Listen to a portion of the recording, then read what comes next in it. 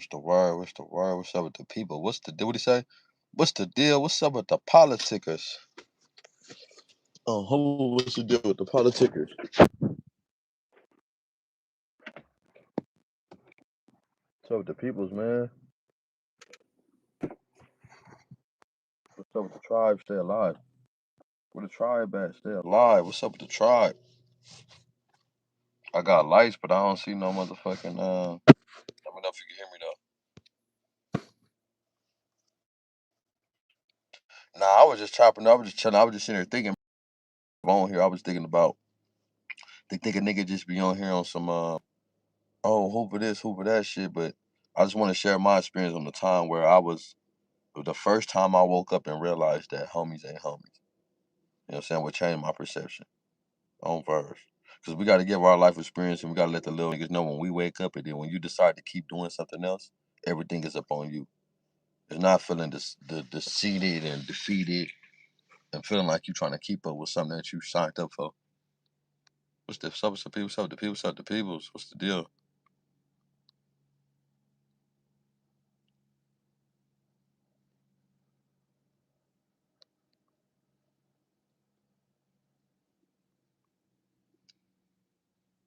What's up, folks? What's happening? Hit that like button, though. Y'all in this motherfucker, hit that like button.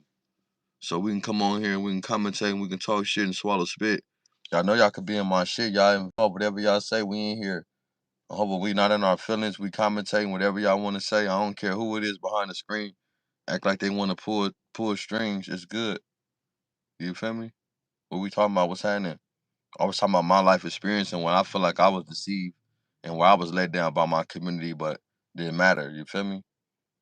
Because I lost somebody really close to me. You feel me? Like I say, they think that loyalty is unbreakable until the moment it's broken. Don't let people tell you nothing different. Loyalty is only loyalty until the moment it's broken. Tell me I'm wrong. This ain't no recent shit. This is shit happened to me way before prison. Hover. What's happening? What's happening? What's the deal? I got experience that happened me way before prison. It's not no prison shit. This ain't no after prison. This is way before. Like I say, I'm down there 40 years old, bro. I'm kind of older. But understanding what this shit is, understanding what the game is, bro. I was, motherfuckers can raise you. Yeah, I fuck with it, bro. I hope I'm a Celtic fan. Who you fuck with? Who your team? But the message was pretty clear. It was out there to where I was speaking about I ain't no lake. What's up, bro? What that shit do? What's up, 50? 5152.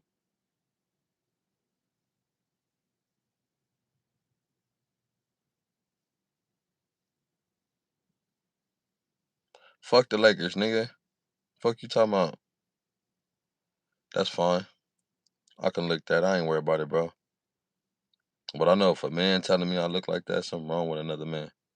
That's crazy. I ain't never had a bitch tell me that. I ain't never had a bitch deny me. That nigga crazy. It's the dreads, huh?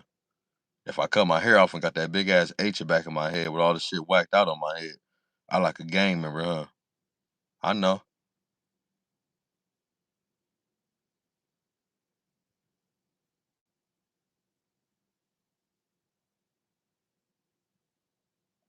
Probably, man, with who? With Gumby and Kunta? Man, not finna fight. Gumby and nobody finna fight, bro. I'ma keep it G. If it gotta be a boxing match, I'ma keep it G, bro. I feel like everyone is just trying to look, hit them like buttons, bro. I'm gonna tell y'all what's really going on. Hover. I'm gonna keep it G, bro. I'm gonna tell y'all what's really going on, bro. Hover. I can't tell y'all what's really going on with the homies, but I'm gonna tell y'all what's really going on within the H. And y'all gonna be like, okay, it makes sense. After y'all see my live, I hope y'all grab my live and y'all go back and say, man, it make a lot of sense. Everything he said, because on Hover, I know. Not I know it, I see what's going on, bro. On Hover, like, y'all gotta understand I was there for the Bob report. I was there for the whole Kunta and Gumby first situation. So it's shit that y'all don't even know.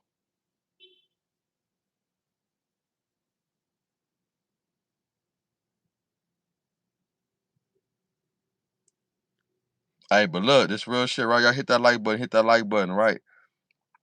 Oh yeah, he was talking about telling my story. Now, look, and I wanted to tell the youngsters, man, the one that's under me, bro, and let them know that loyalty is unbreakable, bro. They think that it's not breakable until the moment it's broken, right? I went through many situations, bro, and I'm gonna tell y'all think that it's just hoover hoover, he on some hoover hoover. Yeah, I'm from my community, bro. My family been over there since 1962. You feel me? So it's all like a nigga really know, right? Or whatever. So you gotta understand that it come a point to where you've been born and raised somewhere. But understand, I'm gonna tell y'all where everything changed my life and my perspective about everything. Uh I thought that being loyal to something was everything, bro, until the moment that I was deceived about something. I lost. I had a homie that was close to me that lost his life. That was really like my boy, right? I watched him lose his life in front of me to someone that I can't really say specifically. I wouldn't say specifically, but even off camera, I never tell my homie specifically because I was there. But we had a dispute over something that wasn't right, and it went bad, and it caused us to leave and us to lose. And have a dispute between another side that we was actually cool with. And it's crazy because I was there with that other side the day we got into it, right? And I just say this how I'm saying this is how a loss in your community can fuck up everything deeper with insider and with everything with people, with they people, you know what I'm saying? I'm gonna give you a different because this is a learning experience. This is a learning experience for everybody that fuck with me. And I'm telling you because I've dealt with everybody after this situation, and we all speak about the learning experience from it. We don't talk about the tragedy, and we have talked about the learning experience. So, me dealing with somebody I've been knowing, you know what I'm saying. So, for instance, I got put on. When I got put on, I was introduced by a certain individual that told me my put on wasn't official. I had to go around some dudes. I ended up going around these dudes. They end up solidifying me because, like I said, I got put on around younger dudes, 5'4" dudes, and it's just crazy. You feel me? Nigga had to go back, get put on with some other dudes, but the same dudes, but by in front of some other dudes, so it didn't count the first time. But make a long story short, me and being introduced and solidified into the shit by someone, and then me coming up under someone that took a fawn from me and snatching on to me, you know what I'm saying? And I got put on right in front of his family member that was under the same organization with the same namesake that I am. And like I say, I lost, 2008, we lost a dude, we lost my homie, you know what I'm saying? Man, I'm gonna say lost I ain't gonna say no names. I don't want to get into specific names because I don't do the Instagram shit. I want to give my experience more than the names, and I want to give a educational purpose more than anything else. So make a long story short, I ended up losing one of my homies that ended up raising me. That was my boy, bro. I used to get put out by my granny, all type of shit. And this nigga to take me on his wing, bro. And hopefully at the time, his girl stayed by the mall out there, like South Bay. You know what I'm saying? 2005 and shit. 2000, you know what I'm saying? I'm like 15, but in 2006. But I was in placement too, so I had to come on the weekend, and I used to go over there. What's up, Hova? So, make a long story short, I ended up losing this homie in 2008. I got out. He got out October 16th. I got out October 27th, 2008. But he ended up losing his life to someone that we was close to. You know what I'm saying? Allies that we was very close to, familiar with, and everything. You know what? I'm gonna take that back because that's a lie. Verbatim. Verbatim, everything I said was a lie based on the fact I can't pinpoint and say that, and this is the truth. Allegedly, he lost his life to someone that we was beefing with. It was experienced before that, but he lost his life after. But this is not about him losing his life and what's going on. This is about me learning to where homies is backdoor. You know what I'm saying? I'm learning to where, okay, these niggas is like cold. And you gotta learn with everybody. So when I was on, I was introduced to a certain homie I was familiar with. My boy, cool. Hope never had a bad experience. My nigga, bro. Hope nigga, that's my low. Dead homie. To this day, I still have a lot of love and respect for him, no matter what the situation. I tell y'all, like the end happened. So make a long story short, I lose. We thugging on Hope. It's my nigga, bro. My everyday from me getting put on all the way into the situation 2008. So all the way from 2003 to 2008, 2005, 2000, in 2003, 2004, 2008. I have like 4 years with this dude, right? Of just history, just grooving, doing shit, right? And within that, I met, you know what I'm saying, the person that I'm talking about that lost his life in 2008, my boy, bro, Hova. I'ma say his name Face, bro, Lil Face. Lil Face lose his life and shit for my community. Those who know, they know. He lose his life to another community that we was really like groovy with, right? Uh it's crazy because through this whole experience, like I say, a nigga can't really say them, but this is a whole game changer for me thinking about my whole set. And I think that people be caught up into it. Nah, bro. This is where you gotta be a man and just let you know the people. So, you know, and these two dudes are familiar, they cool with each other. But I lost a dude in my community that lost his life right in front of me. No, look. No, look. So if you know I'm know, you know I'm talking about. Because it started some more shit I don't even want to be involved, you know what I'm saying? Like with that, but when Lil Face from 96th Street lost his life, it happened to some old other shit. But I'm telling you because you know this is the dude that's like my brother, my father, my mentor, a dude that never had to tell me nothing. He just showed me by example. Then I have another dude who showed me by example was like a cousin or uncle. You know what I'm saying? I'm gonna say his name was I'm gonna say LK.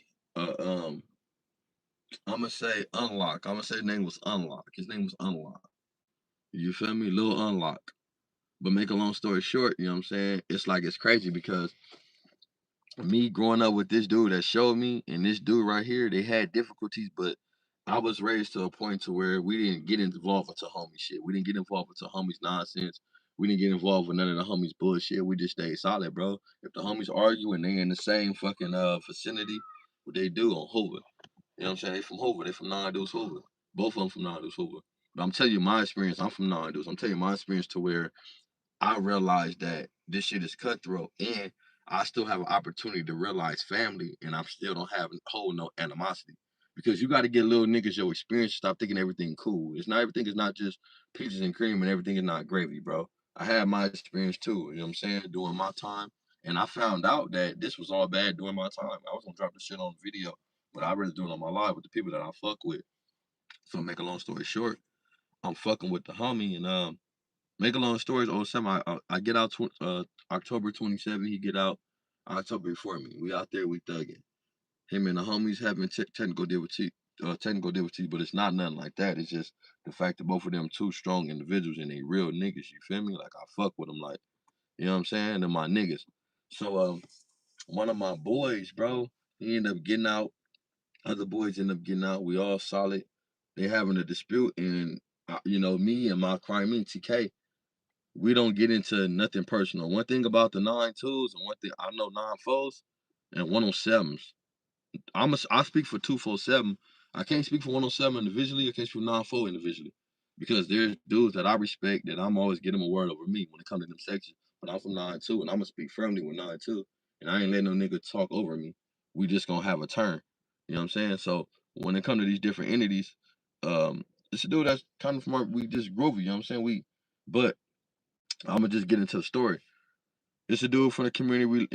We stay out of it. So I said that because back then when I was younger, nine dudes, nines, four, 107s, we all hung together. There was like no separation. We didn't have separations. We didn't have different entities. We was all together. Like you couldn't go over there on one side of the street or one side of the set and then don't come over here. Like nigga, we all over there. Like if you can't come over here, hit that like button. Hit that like button. It ain't that. It ain't that. You feel me?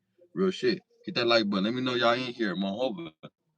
I'm gonna tell y'all this story, bro. It's a cold story. I'm gonna tell y'all when Triggerbird realized the streets was not the streets. I'm gonna tell y'all when I realized the streets was not like that. Hit that like button. Let me know y'all in here on Hover. Let me know I got some people watching. Cause I'm gonna show y'all when the streets. They think it's just Hover. Okay, it's Hover.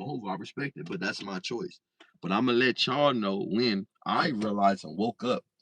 And this is about me realizing someone that I looked up to was looking to harm me over something I knew nothing about. I knew nothing about the situation, bro, on Hover Street. You feel me? But this is a learning lesson because I felt like this was an experience to me to where younger niggas need to wake up and see too, right? And after that, yeah, I should be 101st for sure with Monster. Fatback, that's my boy. Shout out to Fatback. Hey, Fatback, bro. I know John Singleton. His son, my best friend, Maxim, was younger, right? And his Tyree's daughter that played Peanut daughter was her name is Cleo.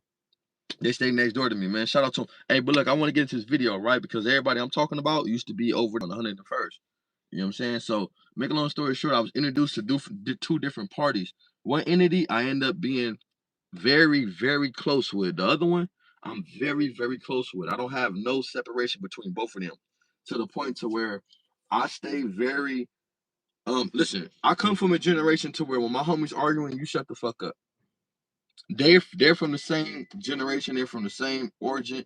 They grew up together. They went to elementary school. You shut the fuck up. I just came around. Even though my granny been over there since 1962, I'm born 1990. I came around, I was 13, 2003. I need to shut the fuck up when it comes to people that came before my time. Period. I don't play that shit. I don't let my homies speak on nothing that came before their time. Cause if you speak on something that came for your time, I'm fucking you up. You know what's crazy? I might get into it with a nigga I'm tripping with 20 years ago. But if your ass jump in, we might fuck you up.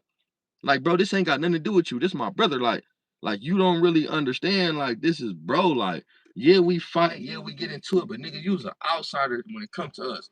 Outsiders outside of Hoover. But inside of Hoover, if you don't know us from a kid, you shut your motherfucking ass up, bro. If I get into it with Polo, Bolo, Chili, these Crips, no anybody that I love, nigga, my lokes, you better shut the fuck up, bro, on Hova, nigga, because what's gonna happen is when I look them in their eyes and they stopping us, I'm like, hold on, bro, let me get on, cuz. Nigga, this nigga, I'm on this nigga. My bro gonna say, all right. But if niggas say, nah, fuck all that, oh, I'm on you. I might fuck around and sock you for trying to break it up, right? But I was trying to, yeah, I know Liz too for 107. That's my nigga. Rest in peace, Liz. I was doing 101st, nigga. I mean, well, not rest in peace, but Liz be on 101st. He's be on 101st and Hova. I know his son and shit too. Yeah, but look, this real shit, right? So when I first got put on, I got put on by a few dudes. They told me it wasn't official because the few dudes that 5'4" dudes put me on with no big homie there. I met a certain specific homie that told me, like, that shit ain't official. I said it to say I end up going somewhere else and get put on in front of another homie that's under this entity. And this is how I end up getting my name and being cool. But the dude, you understand my mind. That's why I say this shit come with integrity. It don't come from you being just a game banger, bro. It come from people seeing your upbringing. My brother was from UG. When I got put on Hoover, my brother was from 10-5 UG. My brother was infant fly from UG, right? At the time. He was in YA. He was in camp. So me being from Hoover, growing up around there, my brother grew up in the set and he ended up turning UG. That made people look at me crazy. Like, what? Like, you gonna be from Hoover? They wouldn't even trust in me, bro. Hoover, let's be real, right? But I'm gonna just speak the real because it's 2026, it's 2025. I hope we hit that like button and we speaking about what's really going on. Because I hope that I hit a young nigga and this shit hit, right? So let's move forward to me getting put on, whatever, let's skip all that, right? One of my homies ended up losing their life to a certain section to where we had a disagreement, but it ended up being what it's gonna be, bro. And right now this beef is still boiling up from '08. That's why I said nobody know the truth. Um Another one of my homie was accused of having something to do with it. Now, I have another homie that's under my homie, that's on the same, we standing on the same line when it comes to understanding. Me, my homie that got killed, and my homie that's on the further line, he's on the front line of what we stand for. In so many words, right? Hit that like button, hit that like button. So I'm telling y'all specifically when my homie got killed, I knew nothing about anything that's going on. I'm gonna tell you, I'm not saying no names, I'm not going into nothing. I'm telling y'all where I woke up and understand that Hoover and the streets ain't nothing for you. But I make a choice. I make a decision because, and this ain't even about Hoover. This is just street shit. Because when I look at this shit, this goes farther than to Nipsey. This go into everybody that's been harmed by their community, bro. And I look at how I escaped certain things. You know what I'm saying? And woke up. So make a long, if you know, you know. So make a long story short, Hoover. Hey, shout out to Kamika Willis, man. Hoover, Kamika be in this motherfucker, bro. But I want to give y'all insight of what happened to me, bro, and how I woke up and how I still love my community no matter what. And y'all tell me if this cold, y'all tell me if I'm wrong. I had two individuals that raised me. They raised me a certain type of way, and I love both of them individually. They never was out the same time, right? When one of them got out, another one was in jail. When the other one was in jail, the other one was out. So, but both of them was very much community active to us. They was very much they was both hands on, but they wasn't hands on to where they was putting their hands on us. They was very more in communicative and verbal, very community converse like a motherfucker. Verbal, everything is having an understanding before we understand the action, right? And I'm speaking about us being men. We understand we was men before we was hoovers. When I was 14, I understand by these big homies that I was a man before I was a hoover. That means that don't let no nigga get out of prison talk crazy to me. Don't let a nigga play with me. Don't let nigga get me high under the influence and I don't know what's going on. We don't do none of that on Hova, nigga. Stay on your ground, nigga, and on Hova, you would be fucked up and DP'd under your peers. Not me. Your peers would judge you. So they both had the same standard, and then when they had little clashes. I didn't really know too much what was going on with them, and I really didn't know too much what was the personal issue because they grew up together. And when it come to people growing up together, you just gotta shut the fuck up and stay the fuck up out of it. You don't ask no questions. And one thing I'm not finna do is let my homies get into it or have a dispute, excuse me, and ask nobody because I fuck with both of them. But make a long story short, I lost one of my dudes, my closest homies, bro, on Hoover, my number two, in 2008 to something that I can't and I won't solidify ever because I would be a liar to even do it. I just go off, you know what I'm saying, vibes and the continuous and move forward. But when this shit happened, somebody from my community whispered and said that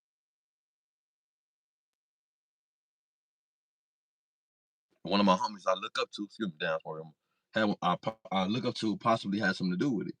Now, I know that's not true. Personally, me, I know it's not true because my homie, we had a situation 2 nights before. And after that, my homie got unalive right in front of me.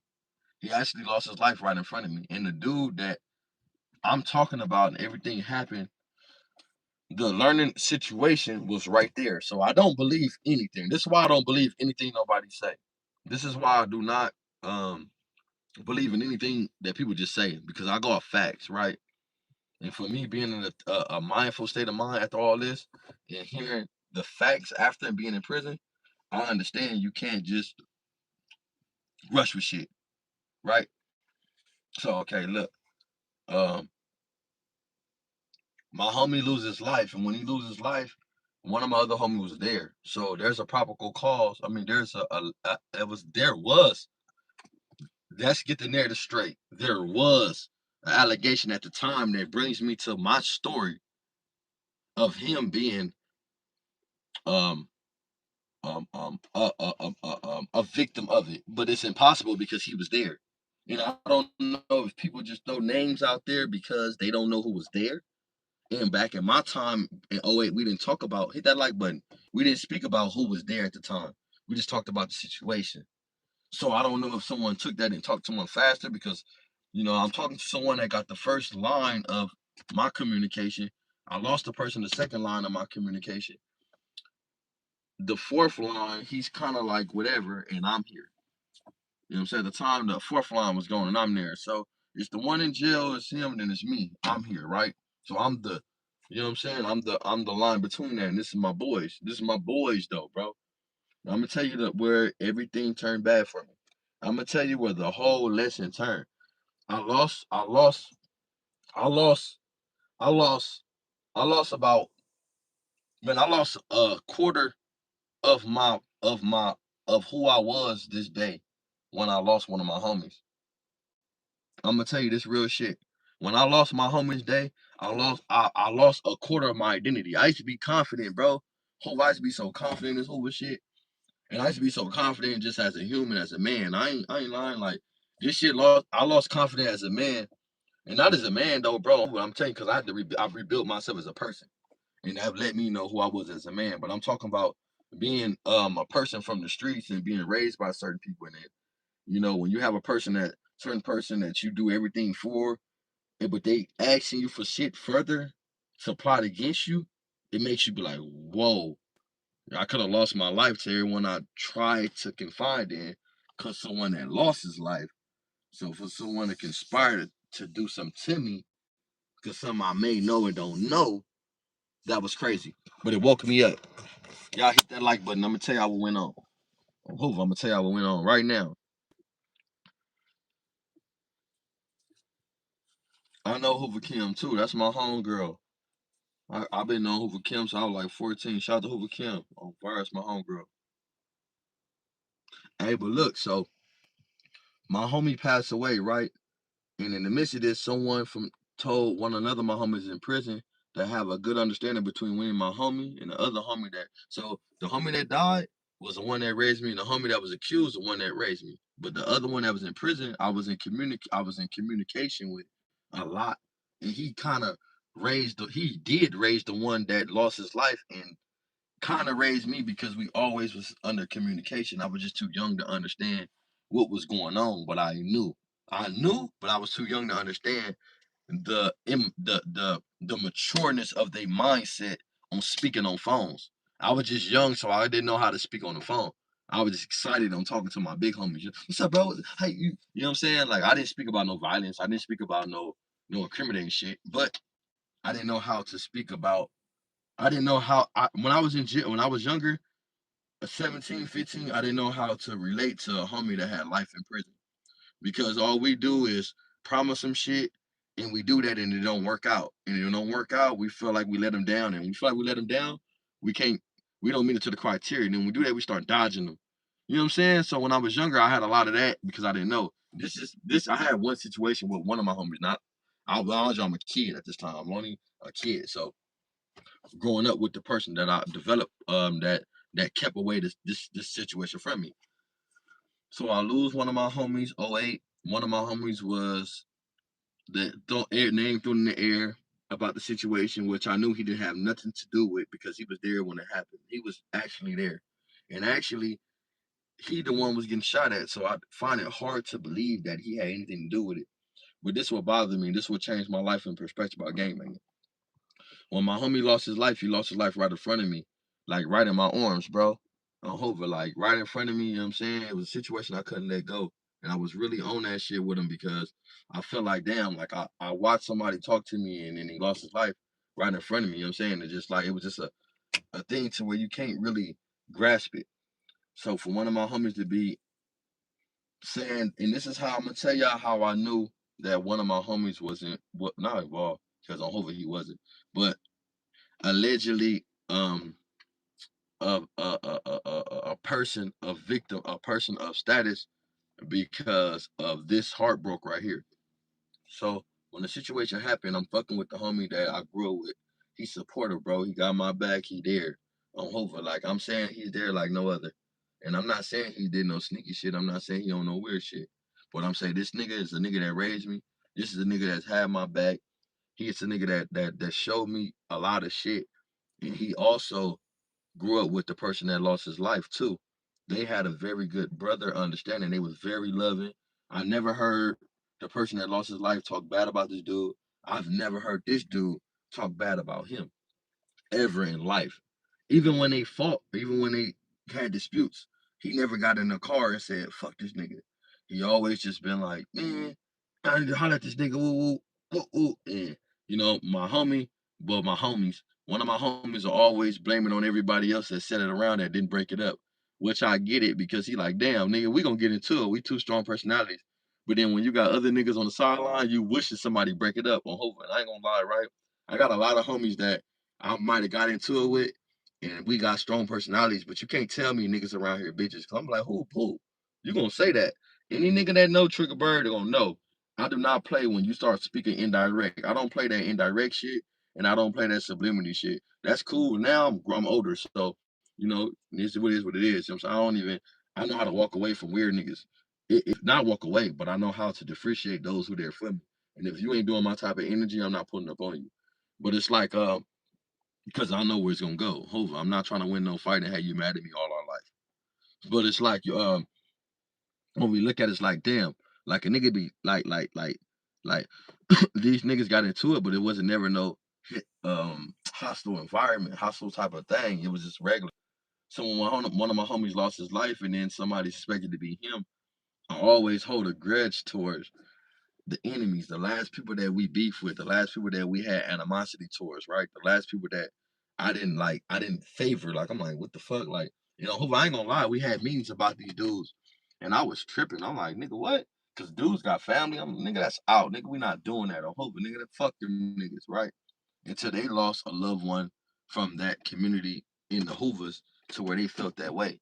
But when nine dudes first start beefing with this other gang or other community, people didn't feel the same way because they had family. So when my big homie lost, like I say, I lost people in that community that we was cool with, that I grew up with, and that was my friends, bro. Like I grew up with since kids, bro. On Hova, like I'm talking about, like the day that we start beefing, I was hanging with them niggas. I actually told one of the niggas, you know what I'm saying? Like, look, bro, Hova, let's figure it out. Like we had a very good understanding. But let's sum all that up. My big homie get killed in front of me, and someone get accused of it. Now I have the other person that's still alive, bro. Holy, this is the person I'm confiding in. I'm talking to every day. I'm showing them everything. I'm telling them my life story. I'm basically telling them about things about my mother that had been killed. I'm giving them life stories and intimate things about me that he never knew from 13 to 18. So 5 years of being from the set and coming in and out. So it took me 5 years to realize that my homies did not have my back, or you have to be careful. I'm not gonna say Hoover didn't have my back. I'm gonna say it took me 5 years to wake up within the streets and realize the streets is not what the streets is. Loyalty in the streets is limited. You know what I'm saying? So now I got two cars. I got two Lexus and shit. You know what I'm saying? My homie asked for one of my keys. My other homie did. Um, But at the time, I didn't know that when my homie in jail had a verbal dispute. I didn't know that they had a verbal dispute about my homie that passed away, and one of them name was brought up. And he was so passionate about having nothing to do with it, which I know for a fashion, he had nothing to do with it. I'm not even finna sit up here and cap. I'm not no none of that. I'm not trying to cover nothing up because I wouldn't speak about it. But I know that at the time, he had nothing to do with it. I'm just speaking to y'all how a fraction in the set can change everybody's life. For me being a solid homie, and I've never done nothing to nobody, never turned no nigga in, I never whooped on my homies that didn't deserve it. I never DP nobody didn't deserve it. I ain't never did no gay shit. I ain't never text the man. I know weird shit, bro, within me to where I gotta explain within my homies, drug habits, drug deal. I try to sell somebody and work them out some plastic. I ain't never did nothing, bro, to where my homies got to question my integrity, right? So I'm gonna let the people know and the youngsters. This is not even to my crowd. Just to the young niggas on Hoover. Just honestly, I'm gonna tell y'all what I do. Hit that like button, bro. When I get on YouTube, this for my son. On Hoover, this strictly for my son, bro. This is a guy for my son. So when my son get older, can't nobody tell my son who I am on Hoover. Can't tell my son who his daddy is on Hoover. I don't give a fuck who the people is, right? They can't do that on the side. That's why I said it's important to have your imagery and your what's going on. But my experiences in my life, I don't want nobody to ever persuade him and none of them, right? Because this is what we do it for. So hit that like button, hit that like button. But so my homie, he loses life, whatever, and I know my homie's being projected on him, and I don't know this time, but I'm on. I got two Lexus. I'm living with one of my crimees, my homie TK, living with his baby mama, and his sister, whatever, in their mom house in the West Side Power Rules. We going up in the West Side Power Rules on Hova. That's why I shout out to the West Side Power Rules, bro. I got a lot of love for y'all in the West Side Power Rules, bro. On Hova. I don't know who watching this from West Side Power Rule, but one thing I can say about y'all never gave us problems over there, bro. On Hoover. Y'all remember that? Y'all remember that motherfucking party that went on 2008 at G Ebb House in the West Side Power Rules? On Hoover, nigga, stop being y'all. If y'all know G Ebb from Peblos, y'all know. On Hoover, when Roro came over there and Rokai got into it with the little bitches over there out in front of the party with Jaja and them. I'm not saying she got two with Jaja, but I'm saying it's people that was there. So y'all know that the West Sides always showed us love, bro, because that was the situation when the West Sides came outside, nigga. And the West Side Pirates always showed the Hoovers love, bro. Shout out to y'all. Hoover. I'm not even I don't play when it comes to giving people their flowers on Hoover, because I know where and nigga the West honestly I can get into a situation where the West Side Pirates saved my life. I wouldn't be alive right now if it wasn't for the West Side Power Rules, bro. Shout out to the whole stay on Hoover. Insane. Nigga, I love the Insane. Well, Insane, like that's second. I ain't gonna lie, I ain't gonna say without my in home, cause 94107, my second, third home, right, for sure. And then it's Hoover. But for sure it's mobs, the mob power rules, the insanes, bro. For sure, bro. Hope I love them niggas, bro. Dead homies. The mobs and the insanes, bro. I get them that. Them for sure. I grew around them niggas.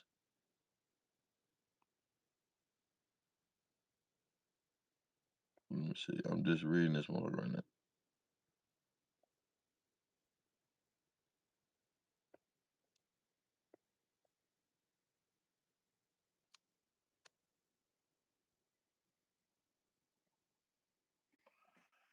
Who went to school? Who went to school with who?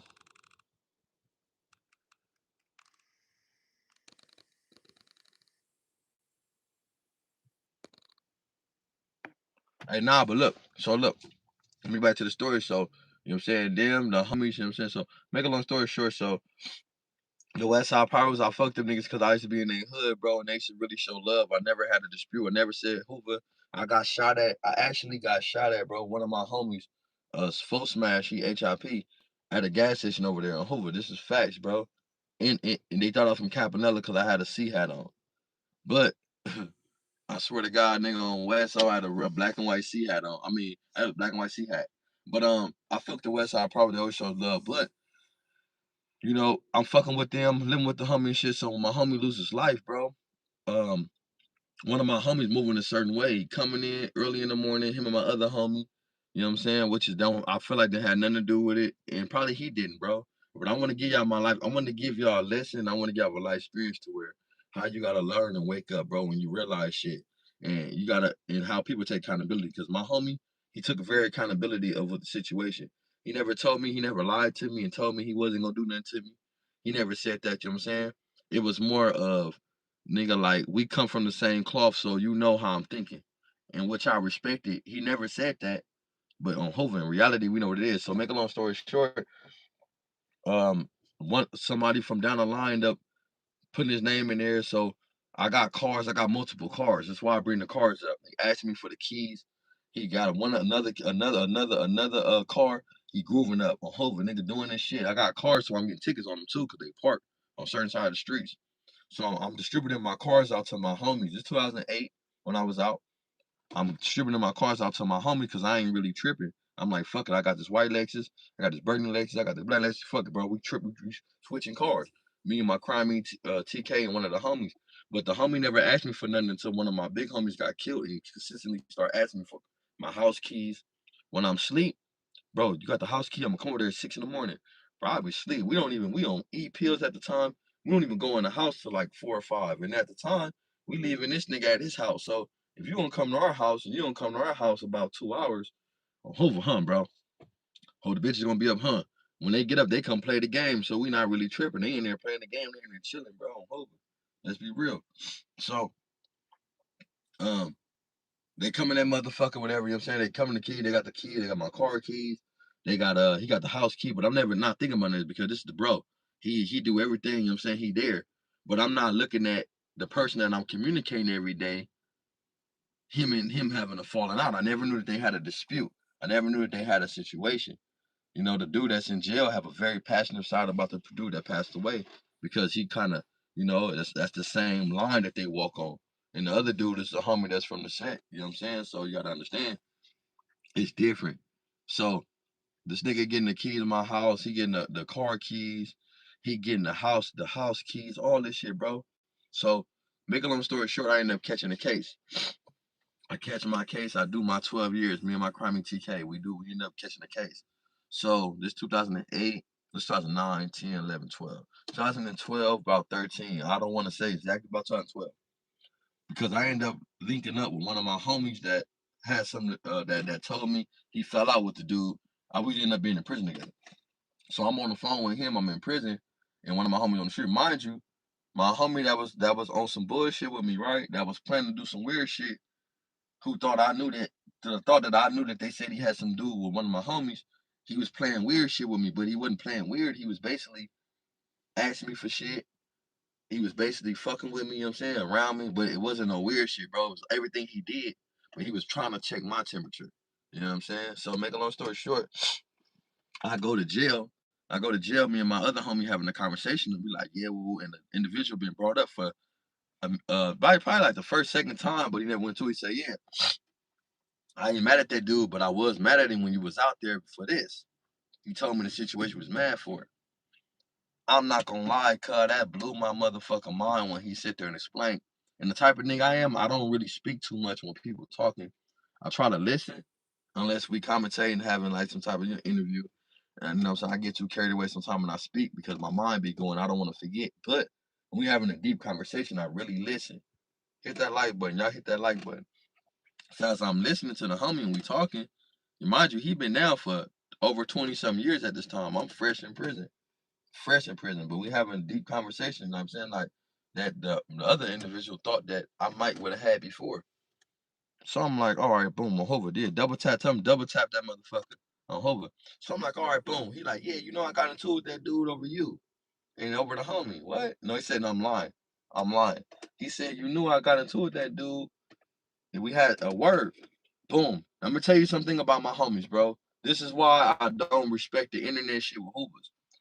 We so close to getting at each other and having close animosity and beefs. We don't believe in going outside of that and telling people what we got going. Cause we know we don't get along with nobody. So before I turn against my people because we beefing, I'm not finna go tell nobody. That's how close we is, bro. You know what I'm saying? But imagine me and the dude lost his life on the same line, and my homie that's having a situation with the dude that's being accused on the same line, and we still all ain't communicated because he understand how I am, how I react to it. He understand what I would do if he tell me this is the situation. So he got to prepare himself for what I would do if I know, and he got to prepare himself for not telling me for what can be. Let's be real. That's why I say communication and knowing your people is everything. Y'all hit that tap button, bro. I'm gonna tell you, I'm gonna tell y'all how you don't have to get fucked off and get kicked in the ass and beat up and DP to feel manipulated by something and wake up and do it right. This is why I said he tell those niggas, bro, come here, little nigga on Hoover. And I try to impute to him because I'm not gonna be the nigga that's behind your back, wanna plot on you. I'm not gonna be the nigga behind your back that wanna do something. This is not no, oh no, homie. This is a life experience. A life experience. If I don't tell this experience with me, then I can't tell how I woke up into Hoover Street and how I woke up into what's going on around me. If I don't tell my life situation, right, I can't tell what's going, how it woke me up and how I changed. So I know y'all don't care, bro. It's for the younger dudes, though. I know y'all don't care. I know I look beat up. I hope I know. So I know. I look beat up. I look whooped. Whatever y'all say, I know. I know. I might. I know. Hey, but look. So yeah, they burnt. So look, me knowing like, okay, boom. Just imagine you being in jail, bro, and then you confining the niggas and they doing shit for you, and then you looking at the streets like, okay, the homies got my back. And then you know you done lost a homie, and then one of your other homies never tell you what's going on, and then you can find a certain homie out there that's running that shit, and the whole time he got a beef with a nigga you looked up to, a nigga that you fuck with, a nigga that he might think that told you some bullshit that could turn you against him, and you might be doing some weird shit. But that's what the communication was off. He never sit there and told me. You know what I'm saying? So him telling me, you know what I'm saying, moving forward to where like, damn, like, it's crazy. I called the nigga. I'm like, hey, Rue, who we talking? After the homie told me the situation, we having a conversation. I'm like, bro, what we talking? We have a conversation. I'm like, hey, I'm gonna ask you a question. I told that nigga about the situation about him might being able to harm me and might be able to unalive me. Cause when I'm hearing that, the dude was planning to unalive me based on the fact that I might know I might be aware of something that he think I know that I don't know nothing of. So this dude might be able to unalive me, or this is what he planning for. I don't know what his plot was. I don't know what it was. I don't know what he was trying to do. I don't know what his mindset was, but I know that he knew the capability of me being hurt and being emotional, being a kid. What I was capable of not having an understanding of what's in front of me.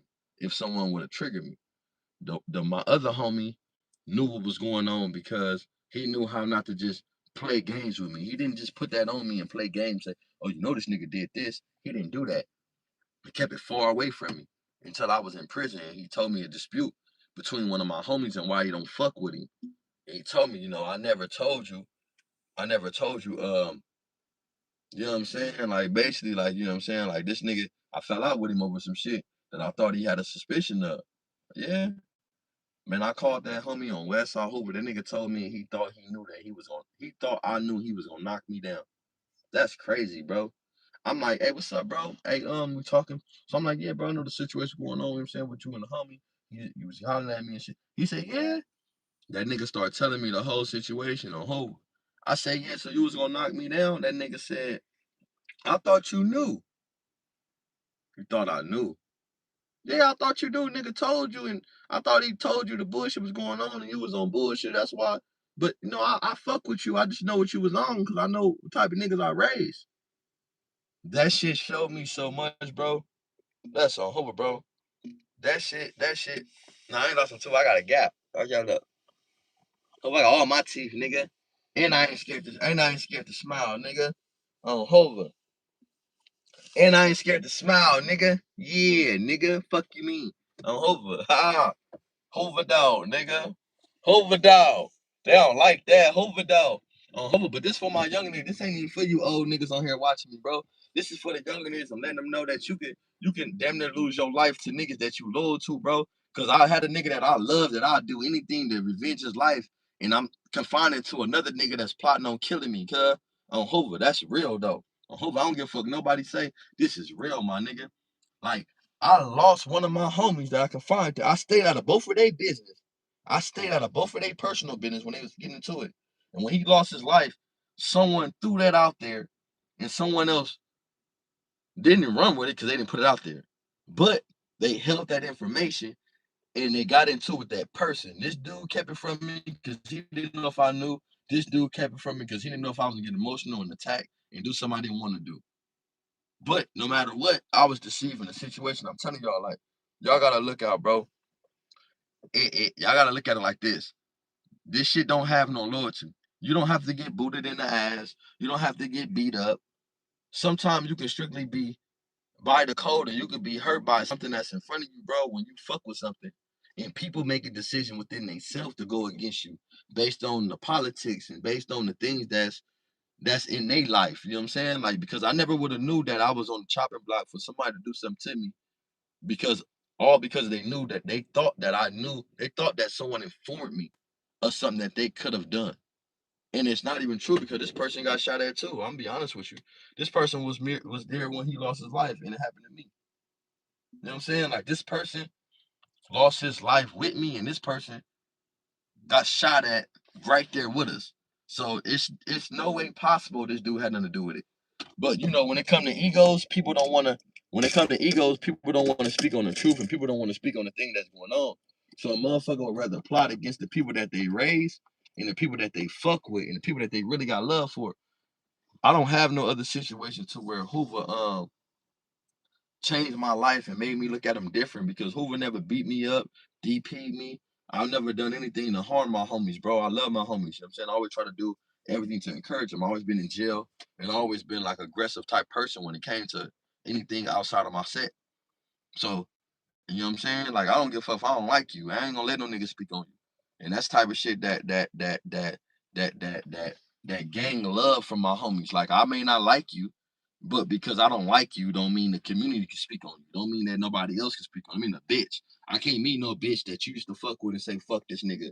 I'm like, bitch, hold on. I don't like you personally, but I'm not gonna tell you that. I just don't like you, bitch, because you bashing the homie. So if you do it to the homie in front of me, you do it to anybody. So that's the way I be tripping. You feel me? Listen, bro. Listen, I'm gonna keep it G. We didn't shoot each other, bro.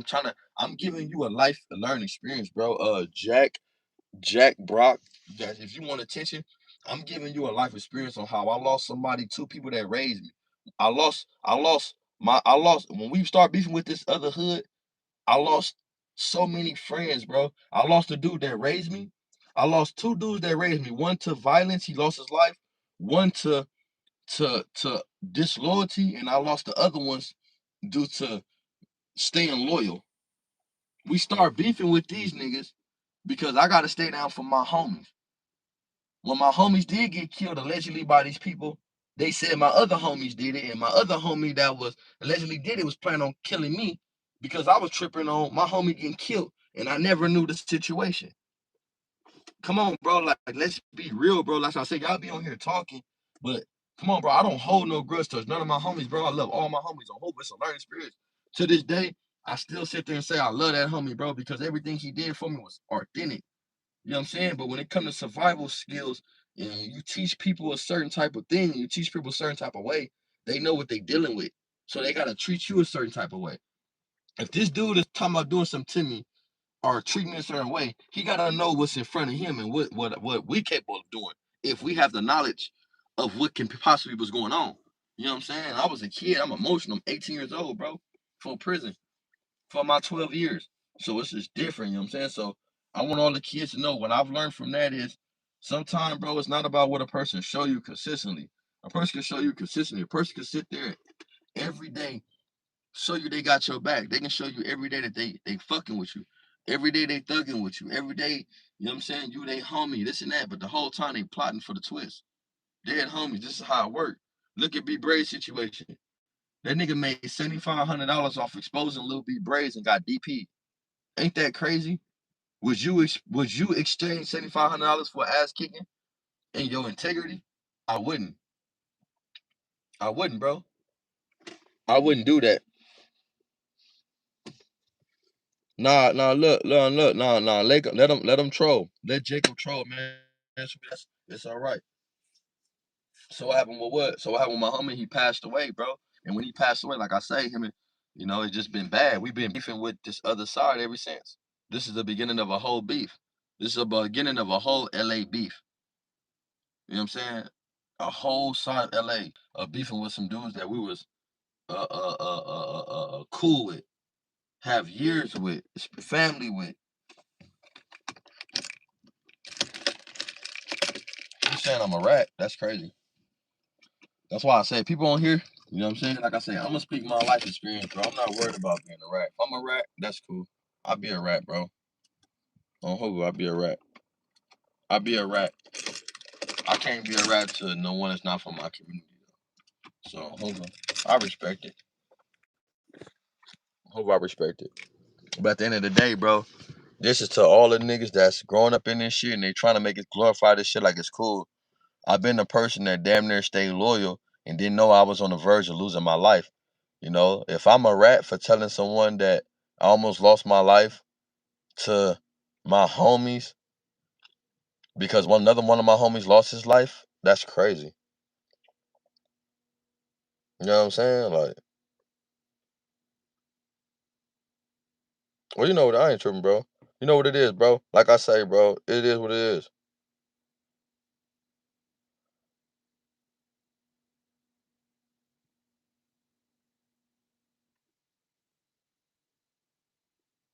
Nah, these motherfuckers. Nah, no, they say I was a rat because I said that someone from my community was plotting against me because another person, both person raised me, but because both person raised me and one person they life, and that's what woke me up. He said I'm a rat because my experience with someone gonna take my life and my community woke me up. Never said no names though. I never said no names, none of that. Right? If you know the story and the shoe fits you, then it's probably you. But I know that one thing about it, all right. I'm cool with the person that I'm speaking about. You know what I'm saying? We don't have no transgression, none of that. I don't feel nothing towards them. I just know that it comes a line to where when you grow up a certain type of way and your mindset is survival mode, bro. We all in a survival mode. And for me to be in my community and feel butthurt and be mad about something that I know that is serious, I'm a bullshit nigga, bro. We don't do that. We understand the real, bro. I'ma stay away from a nigga that I know that can think like that. You feel me? This is what people don't understand. They think just because something happened to you, you gotta be bitter. I'm not bitter about nothing, bro. On Hova, like I gotta be a bullshit nigga to get online and not tell y'all what my experience with Hoover was and when I woke up and why I can't tell my son not to join this shit. You feel me? That don't make sense. On Hoover, I gotta tell my son, and like I say, this ain't even for y'all. When I do my stories and when I do my shit, This is all for my kids. This is for my son. This is so niggas like these trolls, niggas in my apps, this my chats. This is so they can't tell my kids who I am. You feel me? This is why your dad, for real though. I don't need that, bro. Hold on. My mom got a gap. I don't need that. Look, I got white teeth. Look, look, look. Hey, I think I got a gap, but my teeth might be better than yours, bro. Oh, hope I ain't gonna lie, bro. It might be better than yours. Hey, what's up, VP? And it's crazy. Hey, this real shit. I was just telling a story, bro. You know what I'm saying? Just telling them on my shit on basically how, you know what I'm saying? Like, nigga, in your lifestyle, in your situation, bro, it don't be like that. We all grow up, bro. We all come from somewhere. Now, I ain't from Cincinnati, but I'm a Cincinnati Bengal fan. You must watch my shit. You must know that. I ain't nowhere by Cincinnati, bro, but I'm a Bengal fan. I didn't got beat up in juvenile hall for nigga telling me fuck the Bengals because he can't say fuck Hoover. So he got to say fuck the weakest team I got, and that's the team that was weak. Hey, but I was just giving a preview of how people will plot against you, bro. And I hope, like I say, the dudes that's under me, bro, I've been plotted against by my homies, bro. You know what I'm saying? Not, you know what I'm saying? Like I say, and it's not no plotted against by my homies. But like I say, I my first time experience with my set and from Hoover is when I lost one of the dudes closest to me, and one of my other homies had a dispute of his name being out there, bro. And you know what I'm saying? Later on, I found out what was going on. The dude told me he thought I knew. So a dude that's plotting and petition and to be able to do something to you that you looked up and you could find to, that's heartbreaking, bro. On Hoover. I only say that to try to like I say, my shit is only to encourage young niggas to where you don't need to be booted in the ass. You don't need to get beat up to say that this is not worth it, bro. Niggas do foul shit all the times.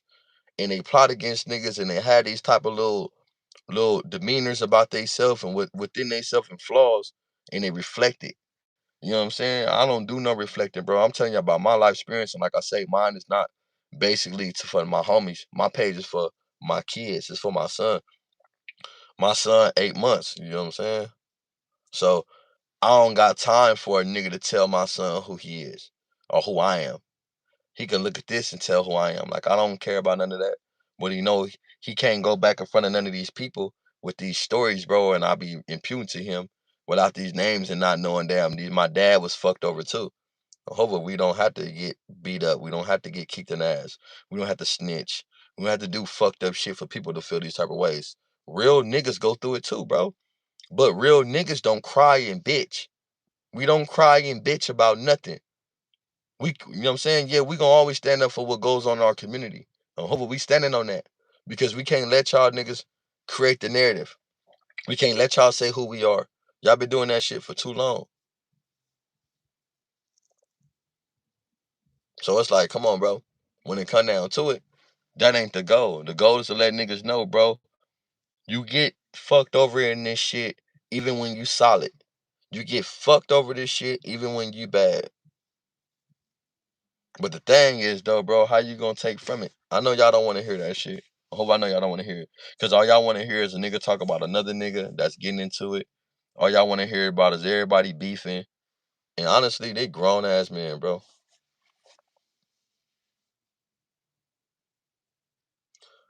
Man, bro, hey, man, shit, I don't know, bro. Man, shit, Long Beach got all type of pride shit. But, I fuck a Long Beach. Jehovah.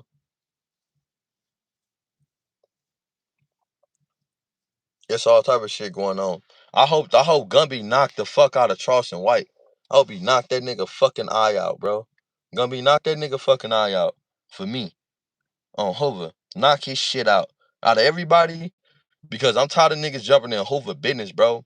And I be it's what's crazy, bro? I got a list of some real niggas, bro. That's some niggas, bro.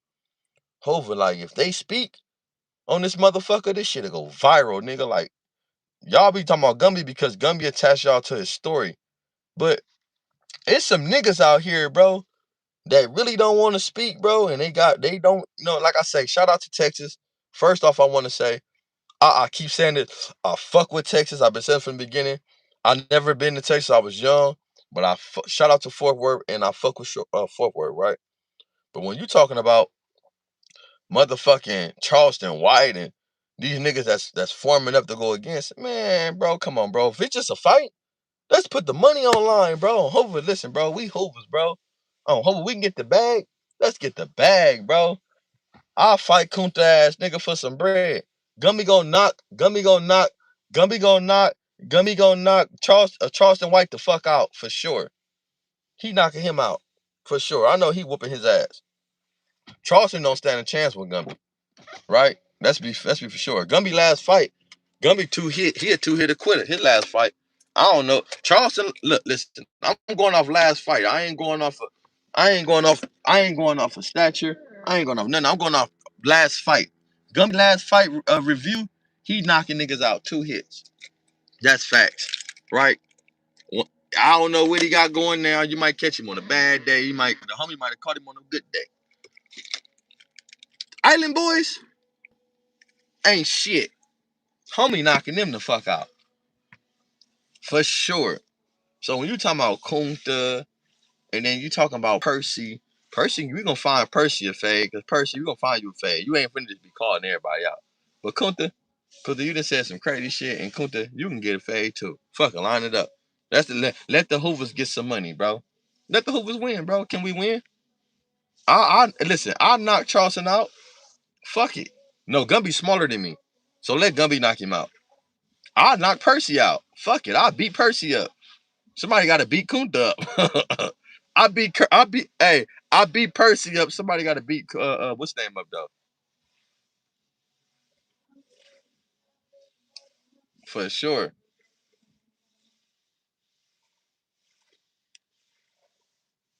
Nah, bro, but listen, I'm saying though, they don't want no motherfucking smoke. But if all this shit could be resolved from a fight, and that's all niggas want, nigga, we from Hoover. That's all we do. Bro, why this dude in my comments, bro, you on my gap, nigga, what you all in my mouth for? Nigga, you is not my bitch, bruh. You is not my bitch. You is not my bitch, nigga. Hova. And my dental hygiene is up to date, nigga. Fuck you mean? You is not my bitch. Nigga, all in my mouth, nigga. Nigga be on your gap, so what? That's what bitches say. Bitches tell me they love my shit. The niggas say you got a gap. Why all the niggas say you got a gap and the bitches say I love it? That shit is weird. Like, y'all niggas make me know that y'all niggas on me more than anything, bro. Man, we fucking shit up, bro. Listen, if it's a friendly fade they want, on Hoover, nigga, I fuck with the homies, bro. But I ain't gonna lie, right? I feel like all this shit's felonious, right? It's all stupid, right? Let's be real. Gumby done said a few things that he shouldn't have said, and Kunta said a few things he shouldn't have said. On Hoover, it's weird as fuck. I'm gonna keep it G. He shouldn't have said that shit based on the simple fact that he apologized. You apologize, so that means you didn't mean it. If you didn't mean it, you shouldn't be saying things that you don't mean. Kunta get on there and just say a gang of unrational shit. At least my homie smart enough to sit up here and get on there and yeah, he gay, bro. He all in my mouth, bro. Like he assessing my teeth. Niggas not assess that niggas don't get the message. Niggas is not into the message. Niggas is not into the content. They into my mouth. What type of nigga is you? You talking about my teeth, nigga? Bitches be like, I like your gap. Don't change it. You know what I'm saying? Like, that's how you know my baby. These niggas be on your gap. So what? Nigga, I don't Hoover. Nigga, I don't give a fuck. I'm down there 40, nigga. I'm trying to get a nigga to knock this motherfucker out. You think I care? You can knock all my teeth out. I'm still gonna be moving, nigga. Weirdo. I'm still gonna be from the age. Nigga, knock all this shit out. I'm still gonna smile. Dummy. Hoover, nigga. Stupid ass nigga. Cuz just like my smile. He like my smile, he don't like my teeth. That's all it is. Cuz like my smile, but don't like my teeth. It's alright though. It be like that. The bitch like the teeth and the smile. Kunta is slow. Listen, bro. Kunta slow, but I ain't even gonna sit up here and get on Kunta, bro. Shout out to Kunta. On Hoover. Damn, cuz. I wish I can call cuz. I feel like all this nigga bothering him. Just getting on his motherfucking nerves, cuz. Kunta, I'm gonna call you and get on your motherfucking nerves one day. Y'all go tag Kunta this and tell Kunta, I'm OG Kunta. I'm gonna call you and I'm gonna get on your motherfucking nerves, nigga. I don't give a fuck.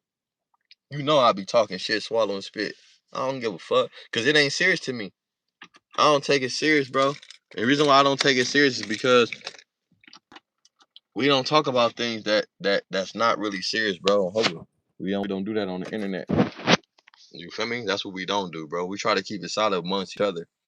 This what y'all don't realize. We might wake up tomorrow and say, fuck all y'all. If y'all really looking at it, you got the boy, Percy, you got if you really look at it, right? You got Percy out here talking about he wanna sit down with Gumby, he doing content. When you look at Charleston, he wanted to do content with Gumby. Kunta did content. All these niggas is just mad. I'm gonna tell you, all these niggas is just mad, bro, that they're not able to do content with Gumby. That's all it come down to. Gumby bigger than all their names right now. They don't like that. Y'all gotta understand this shit is like, yeah, these niggas don't gang bang. All these niggas that ain't. I'm not saying the homie don't. I'm saying these other niggas, they're not in the streets, right? But don't ever believe for a fact that they don't want to be the last of what they do. They do. They want to be the first. Listen, bro. Mark my words. When that nigga Charleston White see, let me tell you how to. Let me show y'all how to this is. Let me teach y'all what content is. Content is getting on the internet and see whoever is the biggest person and commentating about them. You know what I'm saying? That's all it is, bro. Commentating about the people that's hot on the internet. That's all commentating is, bro. That's all these niggas doing. Having an opinion about the next nigga on the internet.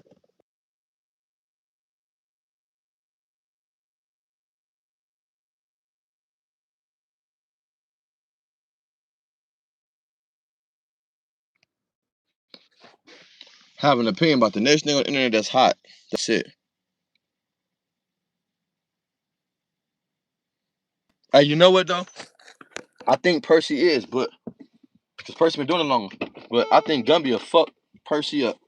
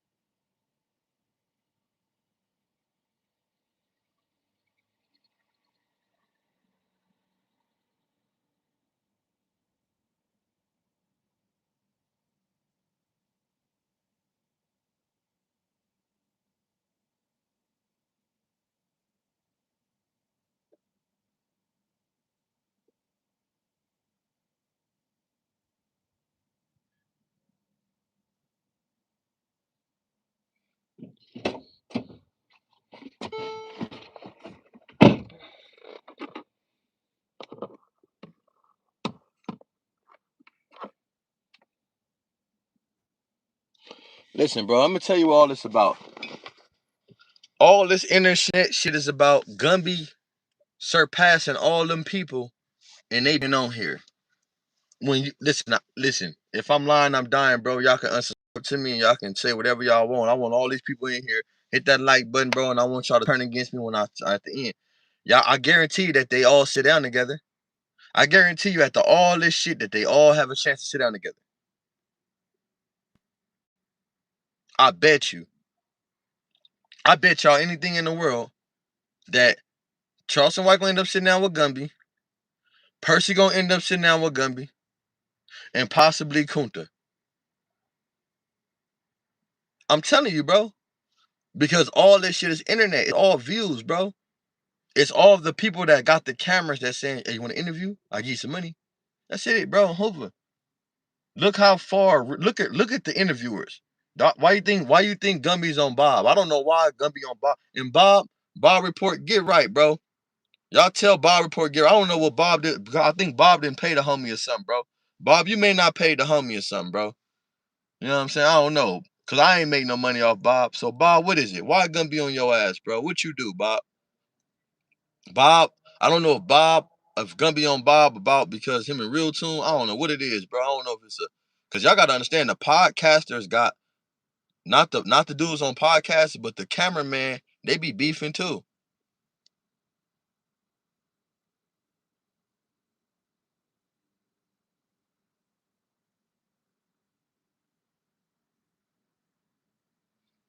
Man, y'all hit that like button. Y'all let me know. Y'all gonna sit there and say Triggerbird was right.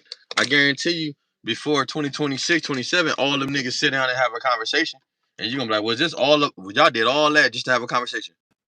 I know, because whenever these niggas here talking, bro, and niggas laughing, it's not that serious, bro. I hope it's not that serious. I know what seriousness is. I've been around seriousness. Hova, I've been around seriousness, nigga. Yeah, that nigga, what's name? I've been around serious. What's name get high or something, huh? That nigga Percy.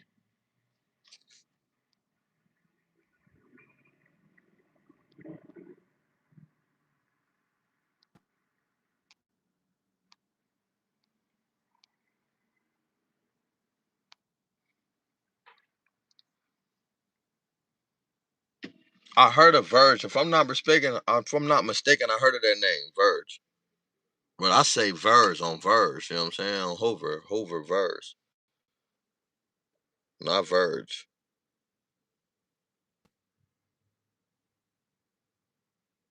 Listen, bro, though nobody want Gumby to get bigger than them in this social media world. Their niggas is bums. Look around them.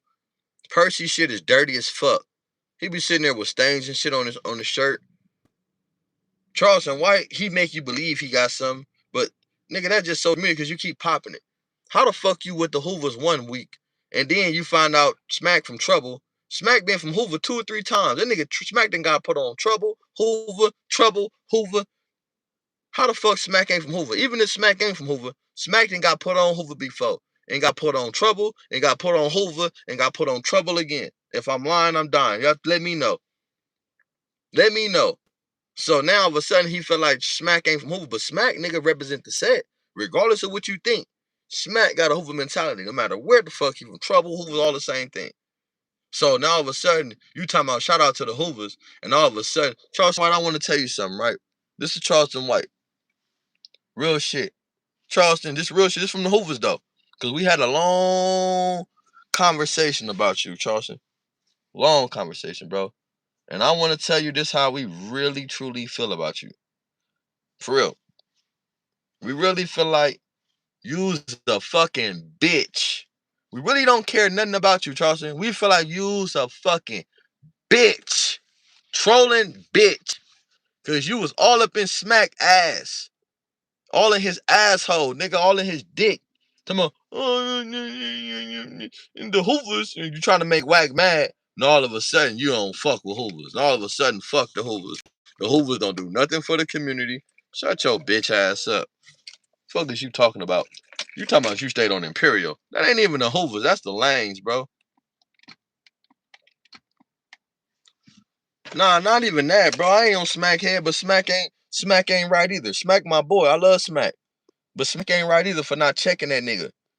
Smack made that nigga put him in the situation with Whack 100, and then all of a sudden, Charleston White put Smack in a situation with the Hoovers, and Smack ain't said nothing to that nigga. Smack, you need to get on that nigga, bro. Smack, we count on you, Smack. We count. Hey, take this shit, clip it, clip this motherfucker. We clipping this, Smack. We count on you, Smack. Back on Fig. We count on you to get on Charleston White ass because he counted on you to have his back online. Speaking on the Hoovers, now he's saying fuck Hoover. How the fuck you gonna say fuck Hoover when you just was talking about the Hoovers? You standing with Smack and you repping with the Hoover. Man, you's a bitch. All of a sudden, Gumby done got on there and you changed your perception about the whole set. That don't even make sense, bro. On Hoover, it don't make sense. Niggas is weird. On Hoover, it's weird. So Smack need to get on this shit. Get on that nigga Smack. We putting this ball in Smack court. Cause that's Smack boy. On Hoover, give me Charles' number. Charles don't want to smoke. He don't want to talk to me. Smack said he ain't got nothing to do with it and walked off back on Fig, nigga. Y'all clip this right here. Smack said he ain't got nothing to do with Charleston White or whatever he said, that whatever, and got off. But really, Charleston White threw the homies on the line of fire. He didn't throw troubles on the line of fire. He ain't know nothing about troubles. He said he represented the Hoovers. The Whack 100 told that nigga Smack ain't from Hoover. He from trouble. He said, I don't care. I'm fucking with Smack. I put my life in his hand. So now you realize Smack ain't from Hoover. Now you want to get on here and disrespect the set because you want some clout from Gumby, because Gumby, every time you look up on YouTube, Gumby going more viral than you. Now you need to speak. This I'm telling y'all. Game Man ain't too far from YouTube. These niggas is still in their egos, cuz. All these niggas that's YouTube, right, from like Hoovers, right? Why y'all niggas ain't helping each other? Why y'all niggas so busy getting into it? Because it's gonna help your brand on somebody else's platform. I'm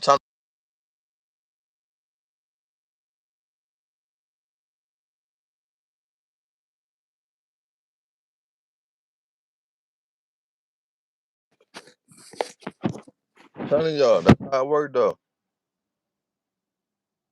And I can't wait until Gumby knock his fucking eye out in the ring. If not, nigga, but niggas won't phase, bro. Niggas can get phased. On Hoover, I'm not. Stop trying to line the homie up like y'all niggas, bro. We do phase in the set all day. On Hoover, stop trying to line the homies up, bro. Nigga, y'all clip this and send it to me and clip it to all them niggas and tell them niggas stop trying to line the homie up like y'all niggas just won't phase. If it won't phase, nigga, y'all niggas can get down and put it on camera and get it over with. You know, Hoover, and in the back phase, you niggas can get back fade. I don't know why y'all think the homie, like, niggas don't fight. We from Hoover in LA. We fight all fucking day. Ain't no nigga in Texas fight more than a LA Hoover. I don't give a fuck what Texas you from. I don't give a fuck if you from Wakanda, Texas. Deep with thunder. You ain't fighting more than a nigga from Hoover in the county jail. I promise you, you're not. Hey, I don't pay mine to it either, bro. Hoover, when it comes to my community, though, I want to see better for my people, bro. You know, the reason why you don't pay mine is because it's stupidity. But if them niggas on the same line and they speaking positive, you'll say them Hoover niggas right there, right? Imagine if you had Gumby, Kunta, Percy, 607 me, T-Rail, Big Deal, Smack, Gorilla Hebrew, Milk Sevenfold, I'm Damian Porter. Imagine if you had all of us together speaking positivity. Under the Groove, I forgot I didn't put them first. I'm mad at myself. I didn't put Under the Groove first, right? Next to Gumby and them, right? But just imagine if you had all of us with channels on Hoover Street Heat. All these people, bro, with Hoover channels from different. Why? We can go way more viral than these niggas, bro. That's doing. Come on, bro. Stop playing with us, bro.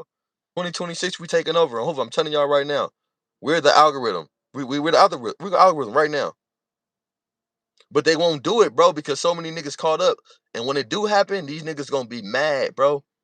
Listen, one thing they don't want us to do is Hoovers to get together and really just talk about Hoover. Because that content is bigger than anything that they can bring up. The content that they bringing up, the little bullshit content, ain't shit. But the content that we got in the set is bigger than anything. Nigga, I got content with homies, bro. Hova, dead homies. Folo, that's bro. I mean, that's my, Folo. I ain't gonna lie. Which one? Cause I'm related to all the Folos from 7-4. So we ain't even finna get on here and speak no Folos if it ain't nothing positive. But that's my family, from big all the way to young. So I don't even play with the Folos. I don't even play over certain people, Dead homies. Only reason why I let y'all commentate over Gumby because Gumby, he on the internet. So I can't defend everybody that say something about the homie on Hova. But other than that, you know what I'm saying? On Hova, that's the low, bro. No weird shit on Hova, just that, when talking about family, bro, I be getting kind of like, damn. But on Hova, that's what I'm saying, bro. We got to start something. We got to build somewhere on Hova. We got to put it together and figure out what's going on, bro, on Hova. We got to. For sure, for sure. And honestly, I mean, I seen somebody put some on here. I don't know, bro. I don't even want to answer that question. I don't feel nothing about them niggas. I don't see them. I never been affected by no niggas from up Fig, so I don't know.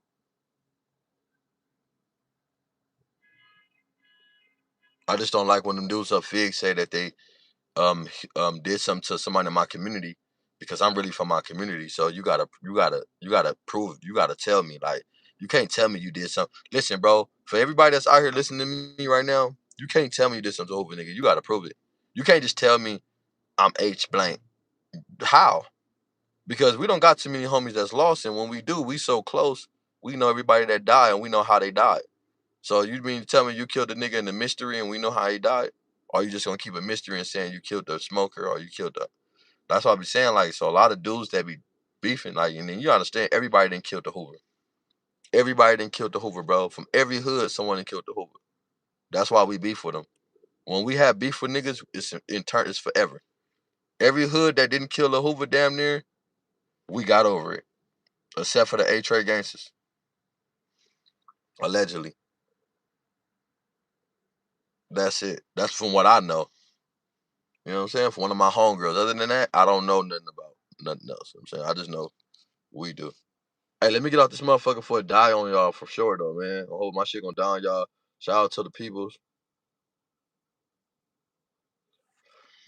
Man, listen, bro. Stop believing niggas. I got my homies. Listen, I'm from the 90s, bro. And up Fig is like literally that's not even nine foes. Like, that's nine deuce. Like, you know what I'm saying? Nine foes is kinda on Broadway, but you know, them the homies, so we all coexist together. But directly, nine deuce is directly on Fig. So who who have someone done something to that I'm heard about? Remind you, I never lost no one in my generation. I'm 35 years old. I've been from Hoovers. I was 13. They can't tell me no one from Nine Deuce that they did nothing to in my generation. You feel me? And niggas just be taking. I feel like niggas just take claims of shit, but niggas can't really say nothing. Like, you feel me? Like, come on, bro. These niggas ain't do nothing. These niggas don't be doing nothing to our homies, bro. If these niggas done something to our homies, do you think it'd be about a tattoo? No. It's just that you ain't did shit and you think you hard, so we on you. Dead homies. If you really did something to our homies, we would respect the tattoo. Hova, if the niggas up Fig that you talking about, you talking about the nigga that down two Hoovers, I hear what you talking about. We wouldn't be on your ass over the tattoo. Think about this, right? Imagine someone saying they killed all these Hoovers, but they only on you about a tattoo. Listen, imagine someone that killed so many Hoovers, and the Hoovers only tripping over a tattoo. Come on, bro, stop playing. Your niggas better wake up. You better wake up. I don't live. You better wake up. You feel me though? Think about it, bro. Any nigga that's in prison right now, so they killed all type of Hoovers, and we only tripping over specific shit besides the death. You didn't do nothing, bro. Just make that make sense. Do you think that you, hey, any nigga that kills so many Hoovers, you're not even gonna want an HK tattoo? Make Just think about it. If you killed all these Hoovers, why would you want an HK tattoo? You that. You've been having that before jail, before prison, before a bitch made you mad, and before you covered up her name. You cheat. Really, you just a young nigga and you hurt off emotions, and then you just shit. The bitch made you cover up her name on her face, and you got some disrespectful shit, which I respect it for you getting it. I can't hate on no nigga. HIP hardhead, bro. But if a nigga put this in your mind, if a nigga killed so many Hoovers or anybody killed my homies, do y'all think that we would stop at anything else besides the killing? Come on, bro. Niggas got families. Niggas ain't gonna kill you over your tattoo, but not kill you over their family. Stop playing, bro. I'm gonna do something to you in prison over a nigga that I slept in the spot with, or over a nigga that I've been thugging with and shared a blunt with before you going to go an enemy getting a tattoo. You supposed to feel like that, nigga. You from where you from? If you don't feel, I just know you a real one. If you're a real one, you gonna stand on your tattoo. That's all I'm saying. But we're not going to be attacking you because of your tattoo. We're going to be attacking you because of your case. We're going to be attacking you because of your history. You know what I'm saying? That's all I'm saying. Like, that's all that matters. So tell Braids or whoever else that kill Hoovers or whoever they say, we're how is we mad at you over a tattoo that you keep talking about, but we not mad at you about your case? It don't make sense, bro. We not worried about no nigga. Hoover. And if I was tripping, I would have came out. If I was trolling that nigga and I hated him, I would have came out with the paperwork with Lil Grumac bust on Goo, cause that's on my mama rest in peace. On the dead homies, Lil Grumac out, and I'm pretty sure Lil Grumac gonna see this right here, and he showed me the paperwork. I didn't screenshot it. I didn't say send it to me. I didn't do none of that, bro. On Hova, I didn't even do none of that, bro. On Hova, I just like, bro, on Hova, it is what it is, cause you know what I'm saying. On Hova, cause I ain't gonna lie, nigga. I'm rooting for every real nigga, bro, and I'm really rooting for them niggas up there. They ain't from my jurisdiction, but if they make something happen up Fig, you understand how much it'll change down Fig? It's a trinkle, bro. We can't see y'all doing something that we not doing. We can't do something that y'all not doing. It's a trinkle. So don't ever get it fucked up, bro. I would change on the out of state nigga fast than I would on a nigga that's my enemy in state. Because we all had the same struggles. And hey, we love who love us, bro. I'm gonna keep it G. Hoover love who love us, cause not too many people got a sound mind when you say Hoover. They face turned up, you got a socket, all type of shit.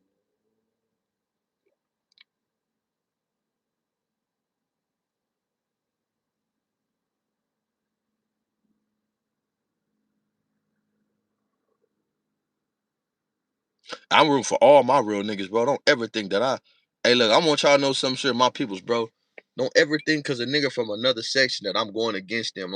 I just feel like if you a real one and I'm counting on you, they let me down, bro.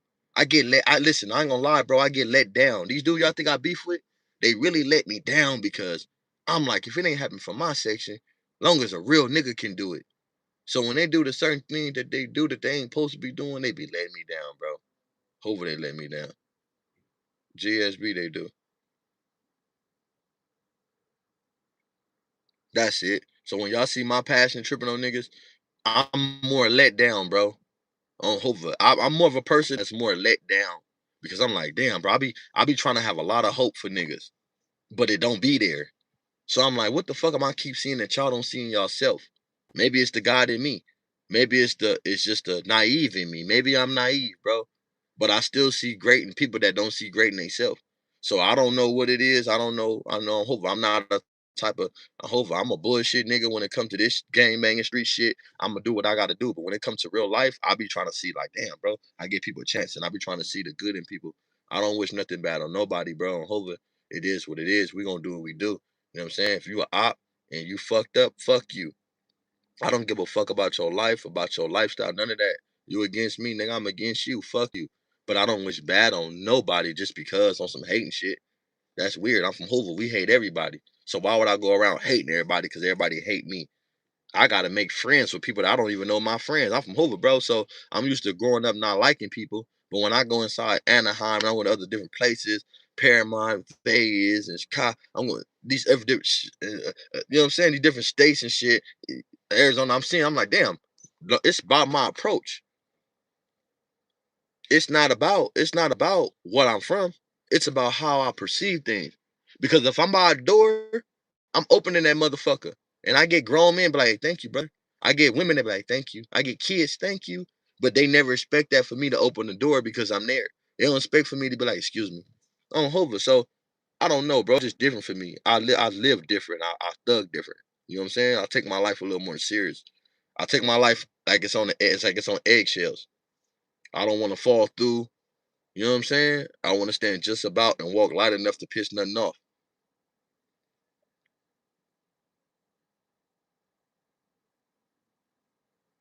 Nah, but listen, bro. Listen. So it's not even about teenagers. It's about understanding you, bro. Like my parents raised me to respect elder people, to not raise my voice at older people, not disrespect. You know what I'm saying? To demand respect, to not allow nobody to speak to me in a certain way. So it's not about me growing up older. It's more a fact to me, like, and you right about you absolutely right. But the respect, bro, that respect is different. Like I lost my mom at 25 years old. My mom died with 26, excuse me, 26 years old. I believe 26 years old. And I was 10. So you have a mother that's what a not single, but what a dude who took her life. And I lost my brother, and she teaching us the right way. Like this is what you do. Don't nigga. I ain't cried since I was 9 years old. I haven't cried since I was 9 years old because my mom told me you a bitch if you cry. Anybody, I didn't cry. My mom died at 10. I did not cry. My granny died when I took my time. I did not cry. My grandfather died. my uncle, everybody that died that was really, my big homie died in front of me. Tiny Chill died, dropping me off. Everybody that died that's in my life, I just been running from death. I've been running from death, but I haven't. And I ain't gonna lie, right? I'm gonna tell y'all my biggest fear. Hold on, I'm gonna tell you my biggest fear because those who know me, y'all know this, right? So I ain't gonna hide it on YouTube. Hey, my biggest fear is crying, bro. On Hover, like my real fear is crying. And y'all hit that like button. I'm gonna tell y'all why my biggest fear is crying. Hey, my homies tell me I don't show emotion. They tell me that I believe I don't show enough emotion, right? But let me tell y'all why my biggest fear is crying. Hover, hit that like button. But look, my biggest fear of crying, my biggest fear of crying is because it's not of being a bitch. It's not because my mom told me at 9, what you crying for? You a bitch if you cry. It's not that, right? That's play a part, but I'm afraid to cry at 35 years old, and because I don't know what comes out of that. I done lost so much between 9 and 35. Do you think I'm gonna cry about what's going on? Or you think I'm gonna cry about everything? So that emotion, to unlock that emotion, it may be flourishing, it may be plenishing, right? But I'm an Aries, you know what I'm saying? I settle everything up with it is what it is. You feel me? Like, I ain't trying to bring whack up a whack of Aries. Gumby's are Aries. These dudes, that's why they assert. If you really look at our personalities, them strong personalities, this is why. Taurus and Aries have some of the strong personalities, bro. On Hover. I don't know why. It's just like that.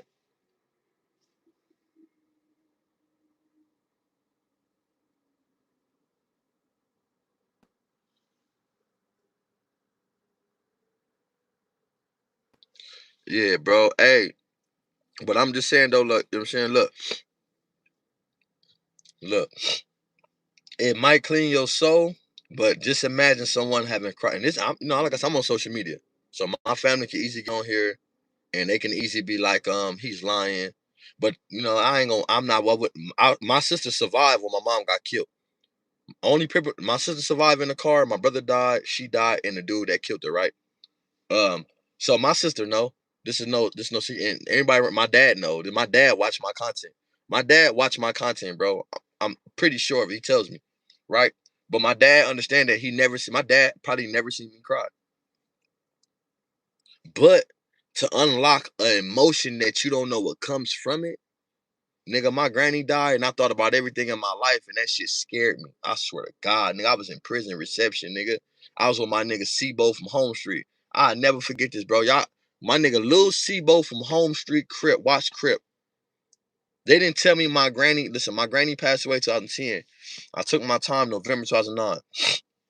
Right? What you know about February? I didn't know my granny died until after her funeral. They told me my granny passed away after my funeral. I got a letter from a person. I'm not gonna say my homie name. Put him out there because we have a good relationship now. So I don't want. But growing up, we had a bad relationship. I didn't like this nigga. I couldn't stand this nigga. We used to basically go back and forth. But he's the first one to text me and say, "Hey, look, bro.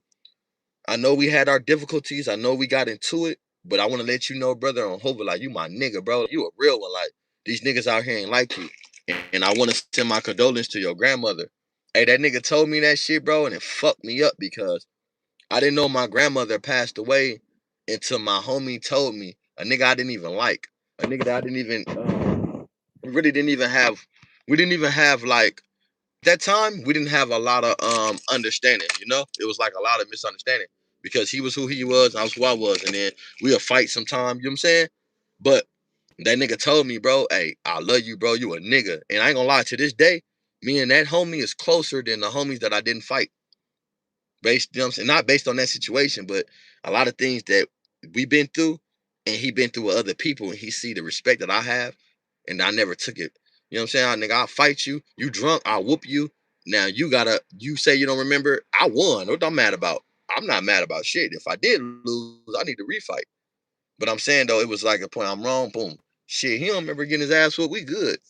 Cause I know he a trip if he's sober. But he drunk, so nigga, we good. We fight about 4 or 5 times. He don't remember. He probably remember 2 fights. He remember 2 fights me whooping his ass. The other 3, he say he forgot. First,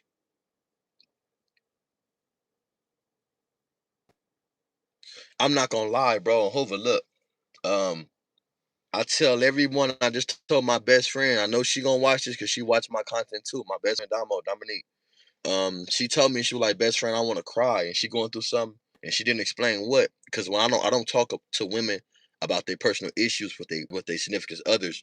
If you know what I'm saying, because I don't want to ever be. I don't want anybody to ever get mad and try to throw me. I don't like play these certain games. So she said she wanted to cry about something personally, and I just told her like, let it out. And I basically explained to her to where sometimes that shit is nurturing, is flourishing, and is cleansing. Being able to cry.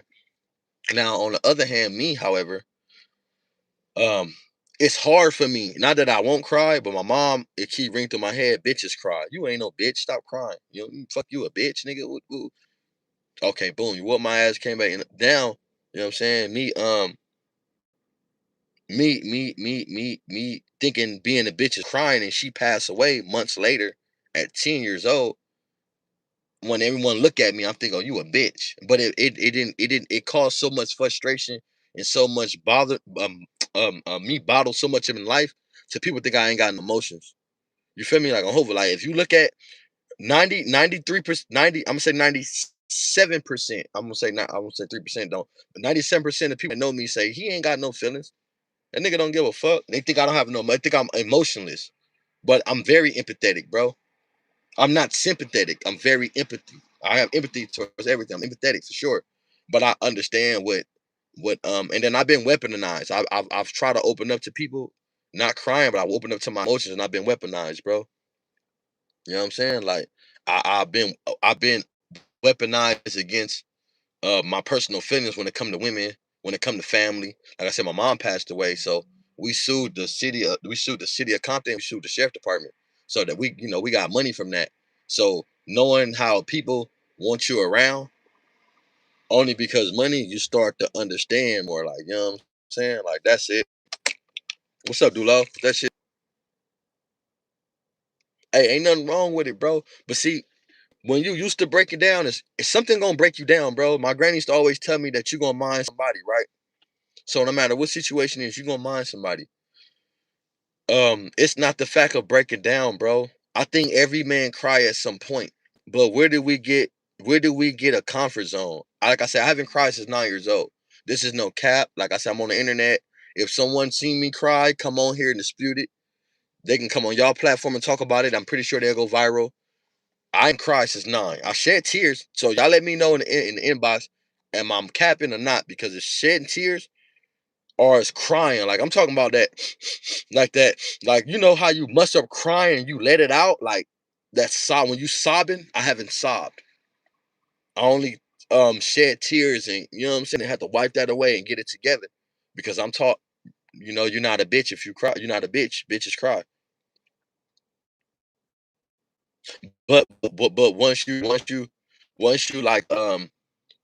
but so much death to you become it breaks down on you. Like I lost so many people in a short amount of time to where if I was to begin to break down about something from the beginning, that shit would probably destroy me all my life if I think about it as I'm crying. So I think I kind of like cut that off, that emotion. So, some people might think you don't give a fuck. I don't care, but shit. Hey, I really do be giving a fuck, bro. It's just that I ain't really got nothing too much in my life to make me feel like it's okay to care about. So, you know what I'm saying? I kind of take it with a grain of salt. Hey, young boy, let me tell y'all, right? Young boy just posted something, bro. Shout out to young boy, man. And I hope God bless you, bro. I don't know what you believe in, young boy. I hope a young nigga. I didn't like your little ass. I couldn't stand young boy, bro. I couldn't stand his voice and I didn't understand it. I still to this day do not know one whole young boy song. To this day, I cannot sing a bar. If young boy come on right now, I do not know one bar. I just know his fan base. His fan base make you like him, right? But young boy did this tour and sold out, bro. And this nigga said he's unhappy. He said my life is perfect, but I'm unhappy. I'm not happy. You know what I'm saying? So he's feeling suicidal, whatever he said. So it make you think like what would make people like feel suicidal to have everything? I understand that this shit is nothing. Like money only gets you in a place. Money only puts you away from the people that you love. You have to not let money come between the normalization of your life and where you going. And it's hard because the people that see money can't let it deviate their situation, because you might got a sister that got boyfriends. He want a Benz. She don't want a Benz. She want a Kia, but he want a Benz. So he want to live a certain lifestyle and your sister don't. You got a cousin over here that's going homeless, but she living with a nigga that don't do shit. So you like, you just a lot of shit that you may not agree with within the lifestyle that. So it brings a lot of like trauma, bro, on Hoover. But for somebody like Young Boy to say that he don't want to live, that's kind of like us, like, that's kind of crazy, bro. Hoover's crazy. It's a crazy thing. What would make somebody like Young Boy feel like that, man? I don't know. Y'all like, subscribe, and comment. Like I said, y'all clip this motherfucker. Y'all let me know what y'all feel about it, man. I'm out of here. I'm gonna get on here later on live round like give me like around 9. I'm gonna go crazy, bro. So y'all come in this motherfucker around 9. We going crazy on Hover, and we got guests this motherfucker. I'm finna pull up and we finna go crazy.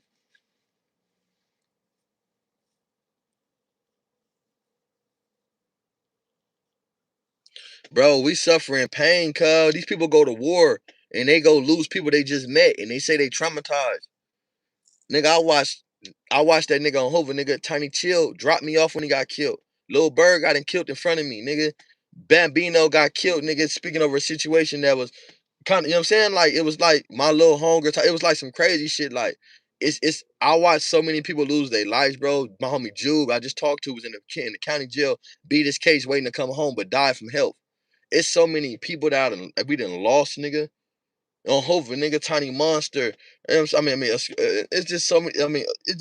It's a gang of niggas, bro. I mean, excuse me, Tiny Monk, Infant Monster, gang of niggas that we didn't lost, bro. Not Tiny Monster, but Infant Monk. Tiny Monk and my nigga Infant Monster. Excuse me, because both of them niggas was like down there the same, bro, and they both grew up in the same generation of it, and they lost their life around the same time. Infant Monster and Tiny Monk. But it's like, nigga lost so many people that died in front of a nigga, bro, to where it's a shame. Rest in peace to Hardhead, bro. Rest in peace to my nigga Bird. My homie Tiny Bird from 7-4 lost his life right in front of me a couple months ago, bro. So the pain that we go through, I think it's the frustration from our community. When they say we ain't shit, when they say we ain't nothing, when they say like, it's like, bro, come on, bro. Like, bro, listen, let me give y'all an example. Let me tell y'all why. I'm gonna tell my peoples right here, right before I leave. This is why I went off and I went viral when I was talking about the Menlos wasn't the Hoovers, right? Tony Stacy from 7-4 just unalived my homie Biscuit mom from Fire Deuce, right? Took her life. This was like happened like 2 days before. Fresh. We trying to go out there candlelight. We trying to film. We trying to do something good, bro. But it's so close to home, and y'all blame us, bro. How can we ever enjoy our deaths? We just lost people. A-Trade Day. We lost our homie Chipmunk. We lost our homie Loco. We done lost so many homies, and y'all keep on putting shit on us. It's time for somebody to say, bro, stop playing with us, bro. Y'all putting us in a situation so we can't play defense and we can't play offense. Stop playing with us, bro. And we're tired of crying. We're tired of hurting. We're tired of going to jail, making y'all suffer in jail because we can't sit here out here and talk to our peoples, bro. On Hova, like, this shit is weird. Like, I let my homies know, bro, on Hova, nigga, everything ain't been to work. Everything don't have to be to a violence, a state of mind, because a lot of shit that happens, we don't know who did it unless you watch the person who did it, unless you seen them. You don't know who did what. You just going off the internet and who posts. And if you seen them, you supposed to be out there getting your man. You supposed to be getting your man if you seen this nigga do something to your homie. If not, you assuming and you going off the internet. If you go off the internet, we're not able to really like endure the shit that we really suffering from, bro. And it's sad, bro, because on Hope it's like, bro, like, this shit is really deeper than what we really settle for, homie. Real shit. That's why I don't believe in the bullshit and the chaos. You nigga, it's gonna be what it's gonna be. I'm who I am. I got 9 deuce under my eyes, nigga. They keep talking about this and that. I don't know if y'all can see it, but this is a 1x11. If you know Roman number, this is a 9 too. 1x11 is a Roman number 9 deuce. You gotta be stupid as fuck not to know that if you know your math. So I can't just delete this shit off my face. But I want motherfuckers to know, nigga, on Hova is a respect level. So when you see me, if you cross that respect, then you know what's going on, bro. On Hova, other than that, this is not what the narrative's been painted. Because on Hova, I'm from where I'm from. I got a whole son, bro. My son see me on here. My journey is for my son to say, Y'all can't tell me shit about my dad. Dead homies. What you talking about? Like, I know cuz. Like, I know him from home, and I know him from what y'all know him for. So in the videos y'all seen and y'all speaking about, I've been seeing that. On Hoover, that's what this for.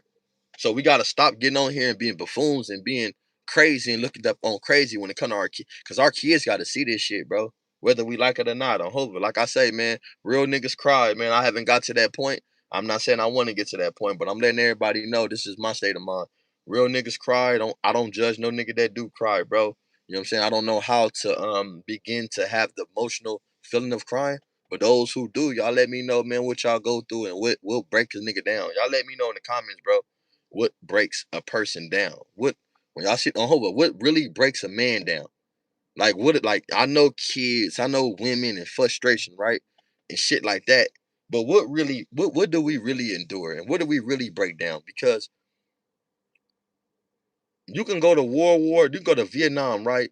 World War III, World War II. I'm saying, I'm not World War III, World War II. Excuse me, you know that for sure. But it could be a World War III.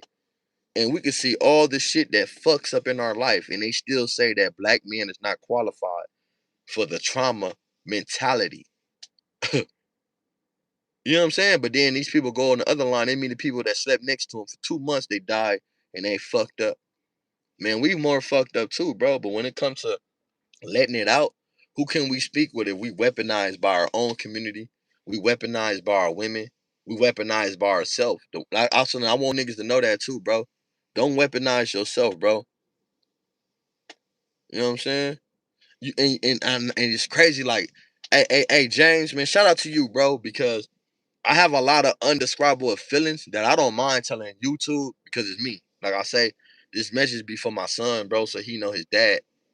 You know what I'm saying? I can speak it to another nigga and they not gonna tell him. They gonna try to manipulate it, but it's like you know what? It's not a failure, bro. You can't say failure because I listen. I have trucking companies that I've started. I've worked. I've accomplished a lot, bro. That they said I would never gonna do on Hover. Like I've never had a financial problem. Shout out, hey man, on Hover. Like praise God, bro, on Hover. And I'm not religious. I'm not a Christian, but praise the Creator. People that know me would tell you, nigga.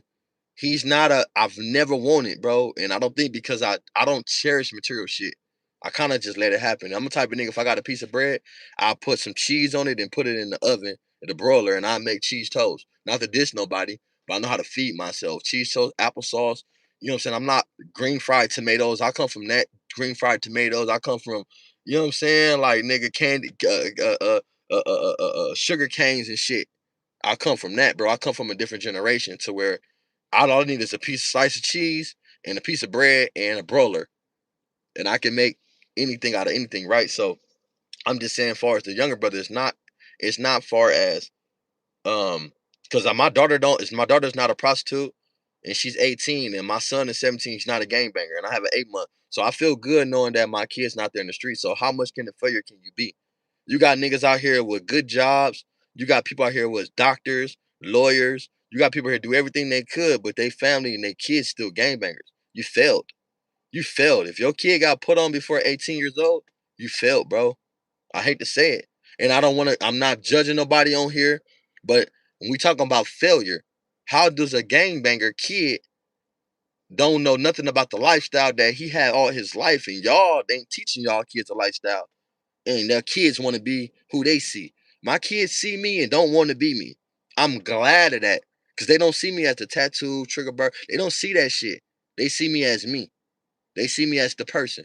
They see me as the dude, the myth. You know what I'm saying? With y'all, they don't see me as that, bro. So I don't conduct myself as that to them. On Hoover Street, that's weird. You know what I'm saying? Like, oh, make something out of nothing, bro. That's the goal, bro. So I feel like a completely failure is to be losing your child before he's 18. And you know that as a kid, bro, you know, as an 18 years old, child gonna do what they want to do. You just got to teach them for 18 years what you want them to know, impute it, and hopefully one day they gravitate towards it, towards the righteousness when they see wrong, and they dispute any type of negative situation that comes in front of them.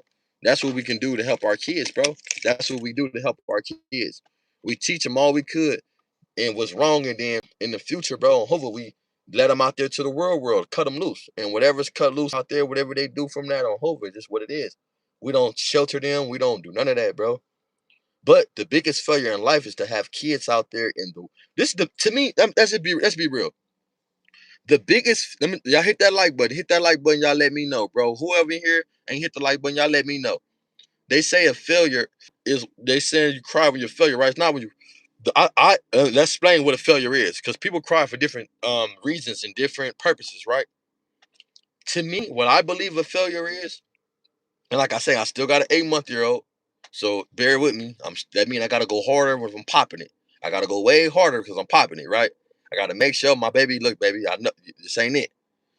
To me, a failure in life is a dude that lived this lifestyle but had kids, and his kids lived the same lifestyle after he graduated from the lifestyle. That's a fucking failure. That's a failure, bro. Well, my other one's grown now. That's a failure. Y'all let me know, bro. Y'all let me know if that's a failure, bro. What's up, Chili? What's up, Chili? Chili, what's up, bro? Y'all let me know if that's a failure. That's a failure in life to me. A failure in life to me is a motherfucker that's from the streets, graduated from the streets, but got kids in the streets and he chasing behind them to do something that he graduated from. That's a fucking failure, bro. So anything else is not a failure. It's just like we come from different places and we have circumstances, bro. I got a lot of homies that's like good people, bro. But we all victim to our circumstance. We all victim to our circumstances, bro. We all come from somewhere to where, like I say about crying, bro. I haven't cried since I was 9 years old, and I lose homies every day, bro. And I be wanting to show that compassion. But if I cry for Hardhead, I should have cried for this person, Loco. I know him. I should have cried for Chippy, and then I gotta go back and further from Africa, because Africa is my cousin. Africa granddaughter is Africa granddaughter daddy is my cousin. So I gotta go down and cry for the whole list. So I'll be crying for decades, bro, and it's scary because I haven't cried since 9. So how much shit have I bottled up since a kid to where I wouldn't even be crying for the situation I'm crying about? I would be I would be I would be attaching feelings. I did, bro. Listen, my dad got sick and my granny died. I down there broke down, bro. Down there fucked me up in prison. I swear to God, bro. Shout out to my nigga Sibo from Home Street, cuz. If you watching this, Sibo, I love you, bro. You my bro, nigga, on Hoover, nigga. You know what that nigga told me, cuz? Hey, one of my homies wrote me a letter and told me, I don't get along with, told me he's sorry for hearing about my granny, bro, and I respect you. You a real one. I love you, bro. That shit broke me down, bro, in the cell, because my family didn't even write me. I was in reception. My family didn't even write me and told me that my granny passed away. They told me that I could have went to the fucking funeral from reception. But they failed to do that, bro. They did not do that. These motherfuckers did not put me in a situation, bro, to let me go. My family hit me later and said, your granny died. I didn't want to tell you. You were stressed out. What? So it just make you be like, damn, like, and Sibo told me, bro, it's okay. It's okay, bro. Hey, that nigga had my back. That nigga didn't judge me. He did time before. See, Lil Sibo from Home Street, go ask about him, bro. On Hoover, Lil Bo on Hoover. I'll never forget that nigga. Hey, man, good looking out, bro. I did my 17 years. I mean, my 12 years, he did 17 or like something like that, or 18. But when I got out reception, he went home, and that nigga used to tap in with me.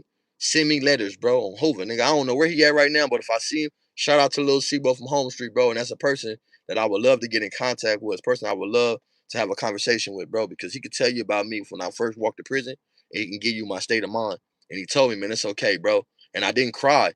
I didn't even have a tear in. I had a dream about the devil standing on the back stool. I had a dream the devil was in the front door telling me to come here, like somebody, like the police, and gave me some mail. And when I got to the door, he turned into the devil and walked through the door, and I stepped to the side, and he sat on the back bunk. And that dream scared me the whole prison time. Dead homies, it made me get right. Like the devil's on two sides. I took that like the devil's on two sides of this door.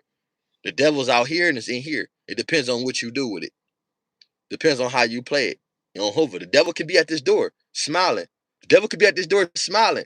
Hey, you got mail. You got a letter. It should be your best day in life. But then you could turn around and the devil could be right behind you too. The devil never escapes you, bro. And hopefully it's your state of mind. So that taught me, bro, and showed me like, damn.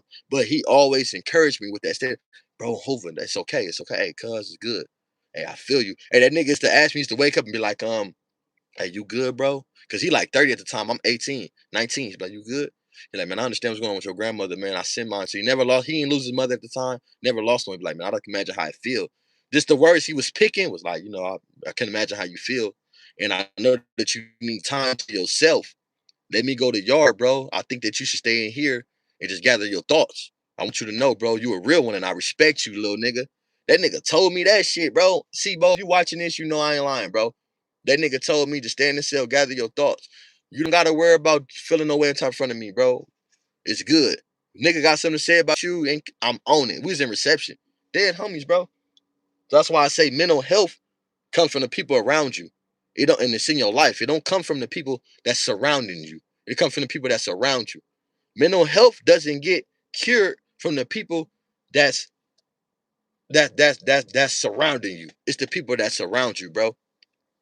Because that nigga told me that, cuz. And my homie Charlie C from Nine Deuce, not the light skinned one, Charles McCoy, with the Nine Deuce back his head.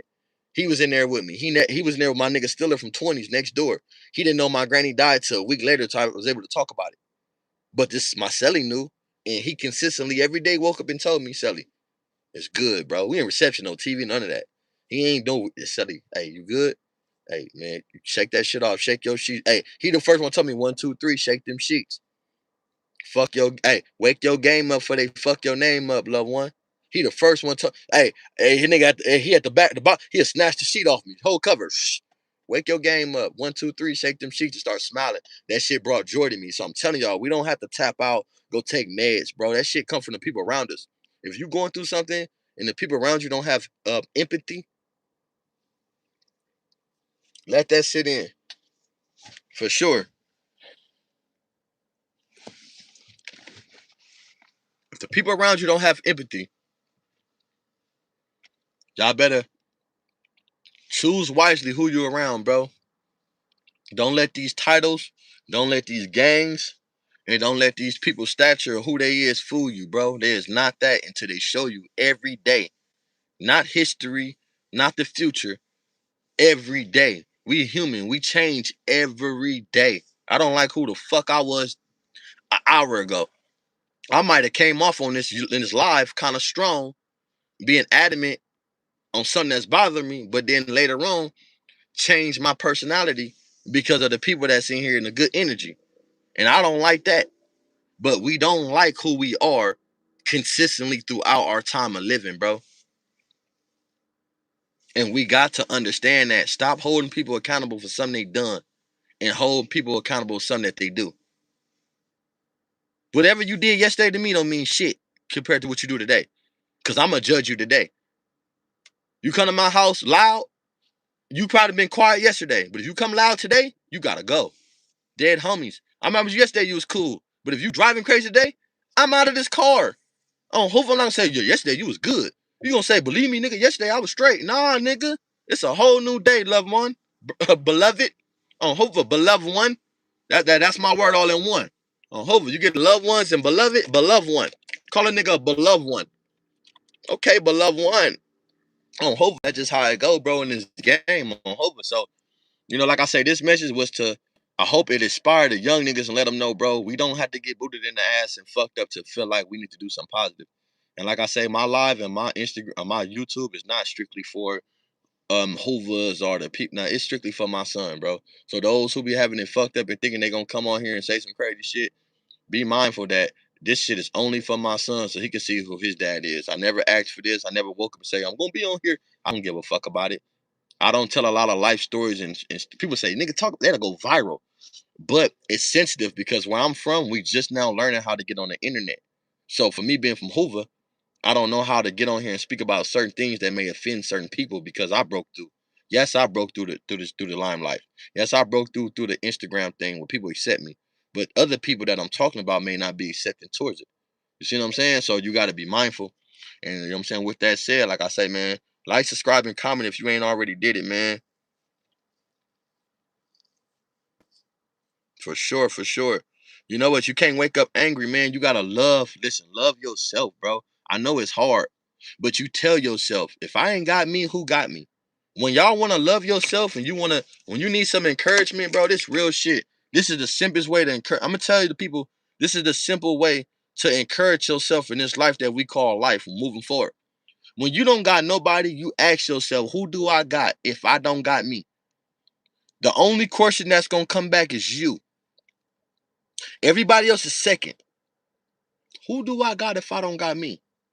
With every nigga you deal with every bitch you deal with every situation you deal with, you ask yourself, who do I have if I don't have me? And it's always gonna come back to you. Dead homies, I'm trying to tell you, bro. So don't worry about nothing nobody said about you. Like, I'm on this motherfucker, they talking about gap. That's fine. Hova. Talk about it, bro. I don't have gingivitis. I don't have tonsil stones. I don't have plaque. None of that shit. My breath don't stink. My stomach not fucked up. I have regular bowel movements. Shit like that. Like I eat prunes, shit to make me consistently go. But because I look like how I look and I'm a gang member, you ain't gonna never see that. They just yeah, that's fine. But I gotta take care of myself, bro, because these tattoos is toxic. And as I'm growing older, this shit is in my skin, which is the largest organ in your organ in your body. So this ink is steady working through my skin. So I have to eat and do things that flushes that shit out. I don't hate myself, bro. Yeah, but see, look, it's crazy he said that and this popped up, right? They said, hey, that's powerful. The best thing about tomorrow is that you could be better than you were today. I like that on Hova. That's cold. On the dead homies on Westside Hova on GSB. That's him right there. The best thing about tomorrow is you can be better than you were today. On Hova, hit that like subscribe button. That's powerful. And that's to No Cuts 90303 on Hova. Good looking. That was some shit. It be the simplest thing that teaches niggas the most difficult task.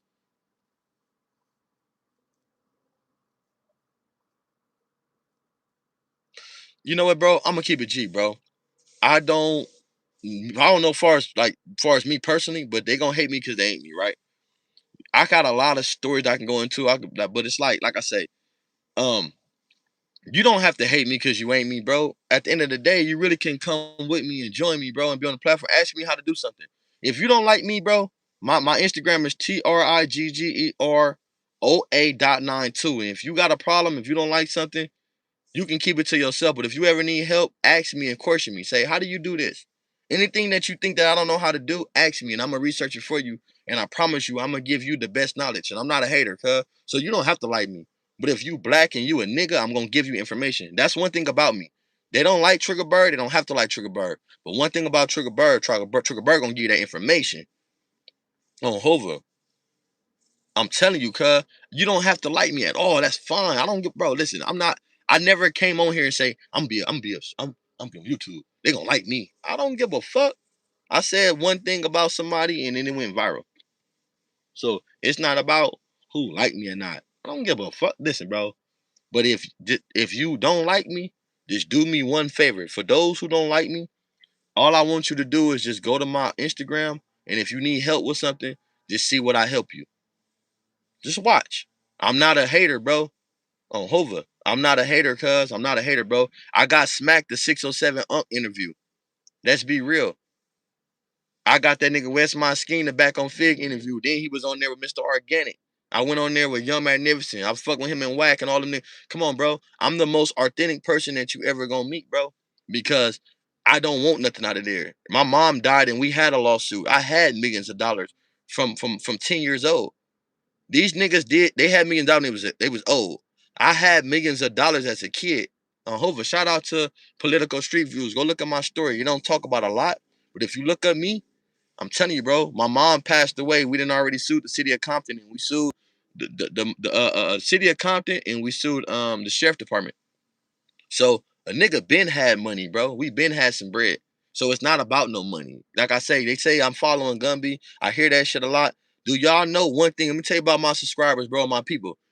Y'all can challenge me, y'all can slap the fuck out of me, y'all can call me bitches, y'all can prove y'all if I'm lying. Gumby never gave me $1. What, four quarters. I've never asked Gumby. He's never gave me anything. Always offered. Have always offered. You need something? You need no. Have never from prison, from streets, ever. So I have no reason to go with his motive besides right and wrong. That's talk about it. My message is to inspire younger niggas to this is not the lifestyle. It's not that, bro. I can show you, I can tell you 20 different reasons why, and the Hoover's gonna be mad at me. Because it's always Hoover niggas that fucked over me. I never been fucked over by nobody but Hoovers. So my mom was dealing with a dude, bro. And this dude was kind of, you know what I'm saying, older than her. My mom was like 20, 27 at the time, 4 kids or whatever. Make a long story short, my dad was a nigga. I don't want to create the narrative to where it happened with my dad, because that's not true. But I know that jealousy. 2001 New Year's, I was sick. I had pneumonia. My brother and my mom went to my brother and my grandmother went to my mom's job. It was New Year's. We was at my granny house from Christmas Eve. My mom brought our presents and shit. Went to my granny house. My mom was going to work. She had to work and shit. You know, they do that double, that double pay. So New Year's she was doing double pay and shit. My granny, I was sick with pneumonia. They needed my birth certificate to take me to the hospital. So my granny and my brother ended up going up there and telling her, and she like, okay, I'm gonna go get him and shit. So when she got picked up from work, I don't know if my little sister, my little sister don't remember this. She don't remember the story. She don't remember my mom too much. And it's heartbreaking that my little sister survived an accident, do not have no memory of my mom. She have no acknowledgement. She have no stories. And she don't want to talk about it. She really don't want to speak about it. But she tell me, brother, I don't remember that. So I see how she light up when I tell her about my mom, because she look identical to my mom. My sister looked identical to my mom, but she don't remember nothing about her. And she survived in a car accident. It's in this newspaper, LA Times and everything on Hoover Street. So make a long story, I'm gonna take you back to the story. My mom, he picks her up. I think they go to a party or whatever. They go to a New Year's party, and the dude Russell survived too. So it's my mom, Russell, Tyrone, my little brother that died, so it's 5 people in the car basically. It's Deja, Dijon, Bridget, Tyrone, and Russell. It's 5 people in the car. Um, from what he tell people that they went to the New Year's party and he got into with her at the party about picking up one of her kids and leaving because he was drunk. So when he ended up leaving, they end up going to the house. They get my little sister. They get me. I mean, they go get my little sister. They go get my brother, and they get my birth certificate. They on the way to come get me. Allegedly, they get pulled over by the police. Well, they did get pulled over by the police. Not allegedly, they did. But allegedly, he told them, because I wasn't there. He told them that he was drunk. They knew he was drunk. Pulled them over. Allowed him to still drive afterwards. And after they drove, they got into it about him driving crazy and whatever it might be. And he told me I crashed his car into a brick wall and woo woo woo woo woo woo bitch and woo, and he talking shit. As they going down Alameda and Rosecrans, they run into a brick wall. But when they run into the brick wall, there was some Mexicans out there, Hispanics out there. They heard the car crash. They seen them crash to the brick wall. The Mexicans of New Year. Shout out to the essays, bro. That's why I fuck with my essay partners. Hit that like button, hit that like subscribe button. I ain't got no problem with essay partners. They sit there and say that essays and the blacks, but shout out to the Mexicans because they saved my sister and they saved this dude Russell life. And I know Russell's still alive. And I know he can speak about the story. My sister's alive. She alive for sure. She just don't know. She just don't remember my mother, but she remembered parts of the story. So make a long story short, and that's the fucked up part about it. She remembered my mother. I mean, she remembered the story, but she don't remember my mother. Like, that's kind of, I never thought about that until I'm saying it right now in my mouth. That's fucked up. Damn. Hey, sis, I love you, cuz. I'm hoping you a strong nigga. I'm hoping you got 4 kids. You a nigga, my nigga. Dead homies, I love you, and shout out to you. But, make a long story short, the Mexicans, the SAs went over there, pulled him out the car, pulled her out the car you know what I'm saying, whatever. And when they tried to go back, the car blew up. When the car blew up, of course, they died. You know what I'm saying? The people in the car or whatever, and the people that tried to help them passed away. I think one of them died or something. Not both of them. I think one of them.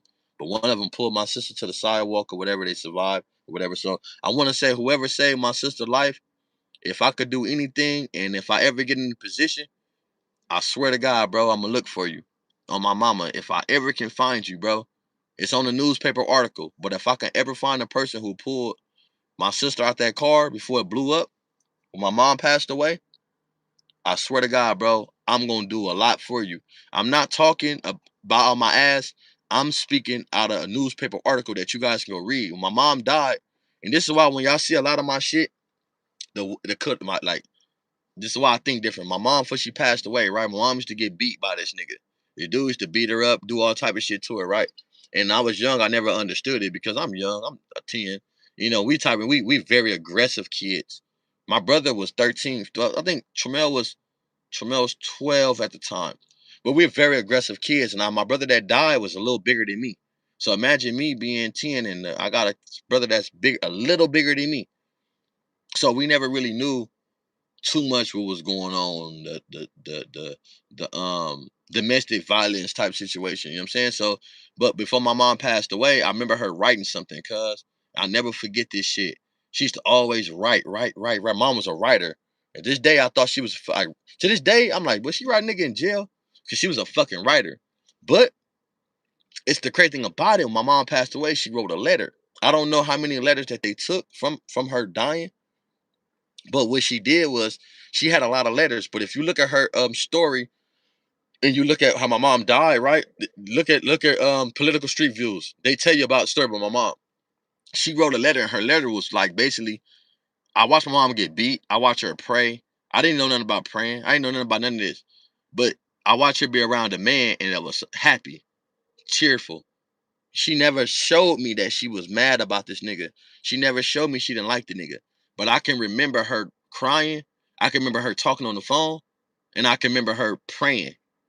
But I never remember her displaying she didn't like this dude.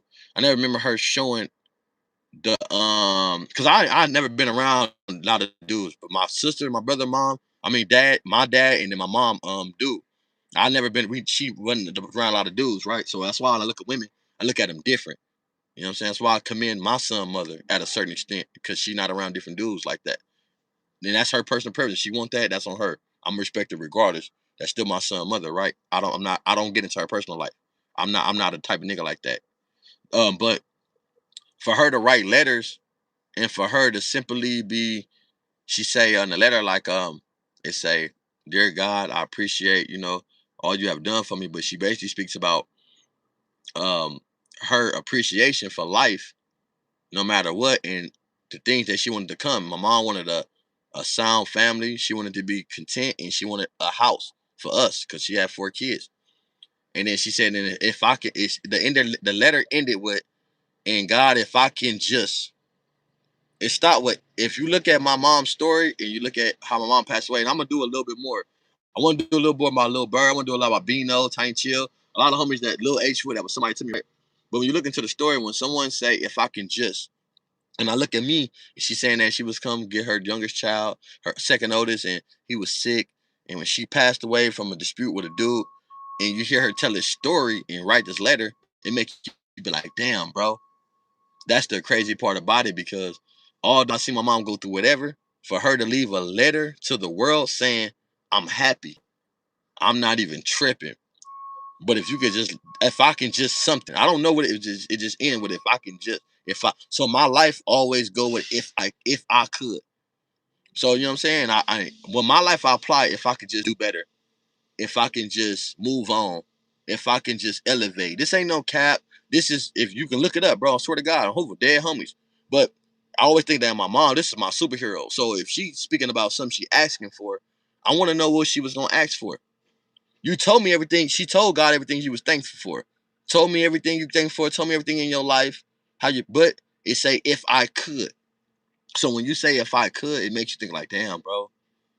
What is the continuous um what is the continuous conversation to a person's mind when they say if I can if I just could, if I just could stay a little longer, if I just could um be content, if I just can get away from my situation, uh, if I just can do, it's a lot of if I just could, but it stop if I just could. And that's why when y'all see that Triggerbird, that Problem Now video, I have a letter in the water, and that letter is not finished, and it symbolized my mother's death. Um, the problem now video, actually, that's my daughter's cemetery. My daughter died. She's buried in that cemetery. So that picture is basically a cemetery that my daughter is buried at in Anaheim, looking over the Anaheim city in Newport Beach. And the water symbolized everything that I've been through and everything that I'm steady struggling with. As far as that letter, as far as the bitches, as far as guns, as far as Hoover, as far as jewels, as far as everything, bro. On Hoover, it's just my life sums up into this water because I feel like I'm drowning in it. I'm drowning in this lifestyle to where um I keep swimming on top, but you know when waves hit you harder, they continue to bring you down. So you gotta always, you know what I'm saying? You ever swim and you gotta, so no matter how far I swim in Hoover, I keep gotta breathe and take a deep breath type shit. But I just want to share my life experience, bro. Hopefully, this ain't to shit on nobody. This segment wasn't to make myself better. Was not to be like none of that shit, bro. On Hopefully, like I say, none of that, bro. It was more to get my people more involved with who I am 2026 and know I'm just not on here just on no popping it type shit. And I'm not looking for validation, acceptance. This shit is based on how my son able to hear his dad's story with his grandmother, his dad's story with him, my story with my homies, so he can make the right decision. And my family members, you know what I'm saying? It's a guideline to my family members on who and how I feel, bro, on Hova. So let's be real about that for sure. Hit that like button, bro. Let me know y'all send this motherfucker. Run this motherfucker up, man. Share that motherfucker. Clip it, all that. On Hova. Clip that everything. Y'all ain't gotta clip the personal part. I'm talking about the shit with you know what I'm saying, with my homies, you know what I'm saying, with amongst them start, you know what I'm saying, the personal shit, nigga. Like I say, don't make me cry, nigga. Nah, I'm playing Hova. Hey, but y'all let me know, bro, in the comments, bro. Like after this, right? For sure. Like, let me know, bro. What breaks a man down and what is weaponizing? Like, where did we come to a point to where we feel like people weaponizing our words and weaponizing our love and our celebrations. Sometimes you celebrate shit and people weaponize that. You ain't shit. You think because you did this, you ain't no damn, you gonna weaponize my celebration. So y'all let me know what y'all feel in the comment. Like I said, like, subscribe, and comment. I appreciate everybody that's been this motherfucker running this shit up, bro. They're homies, real niggas, bro. Running this motherfucker up. Thugging though. My mama.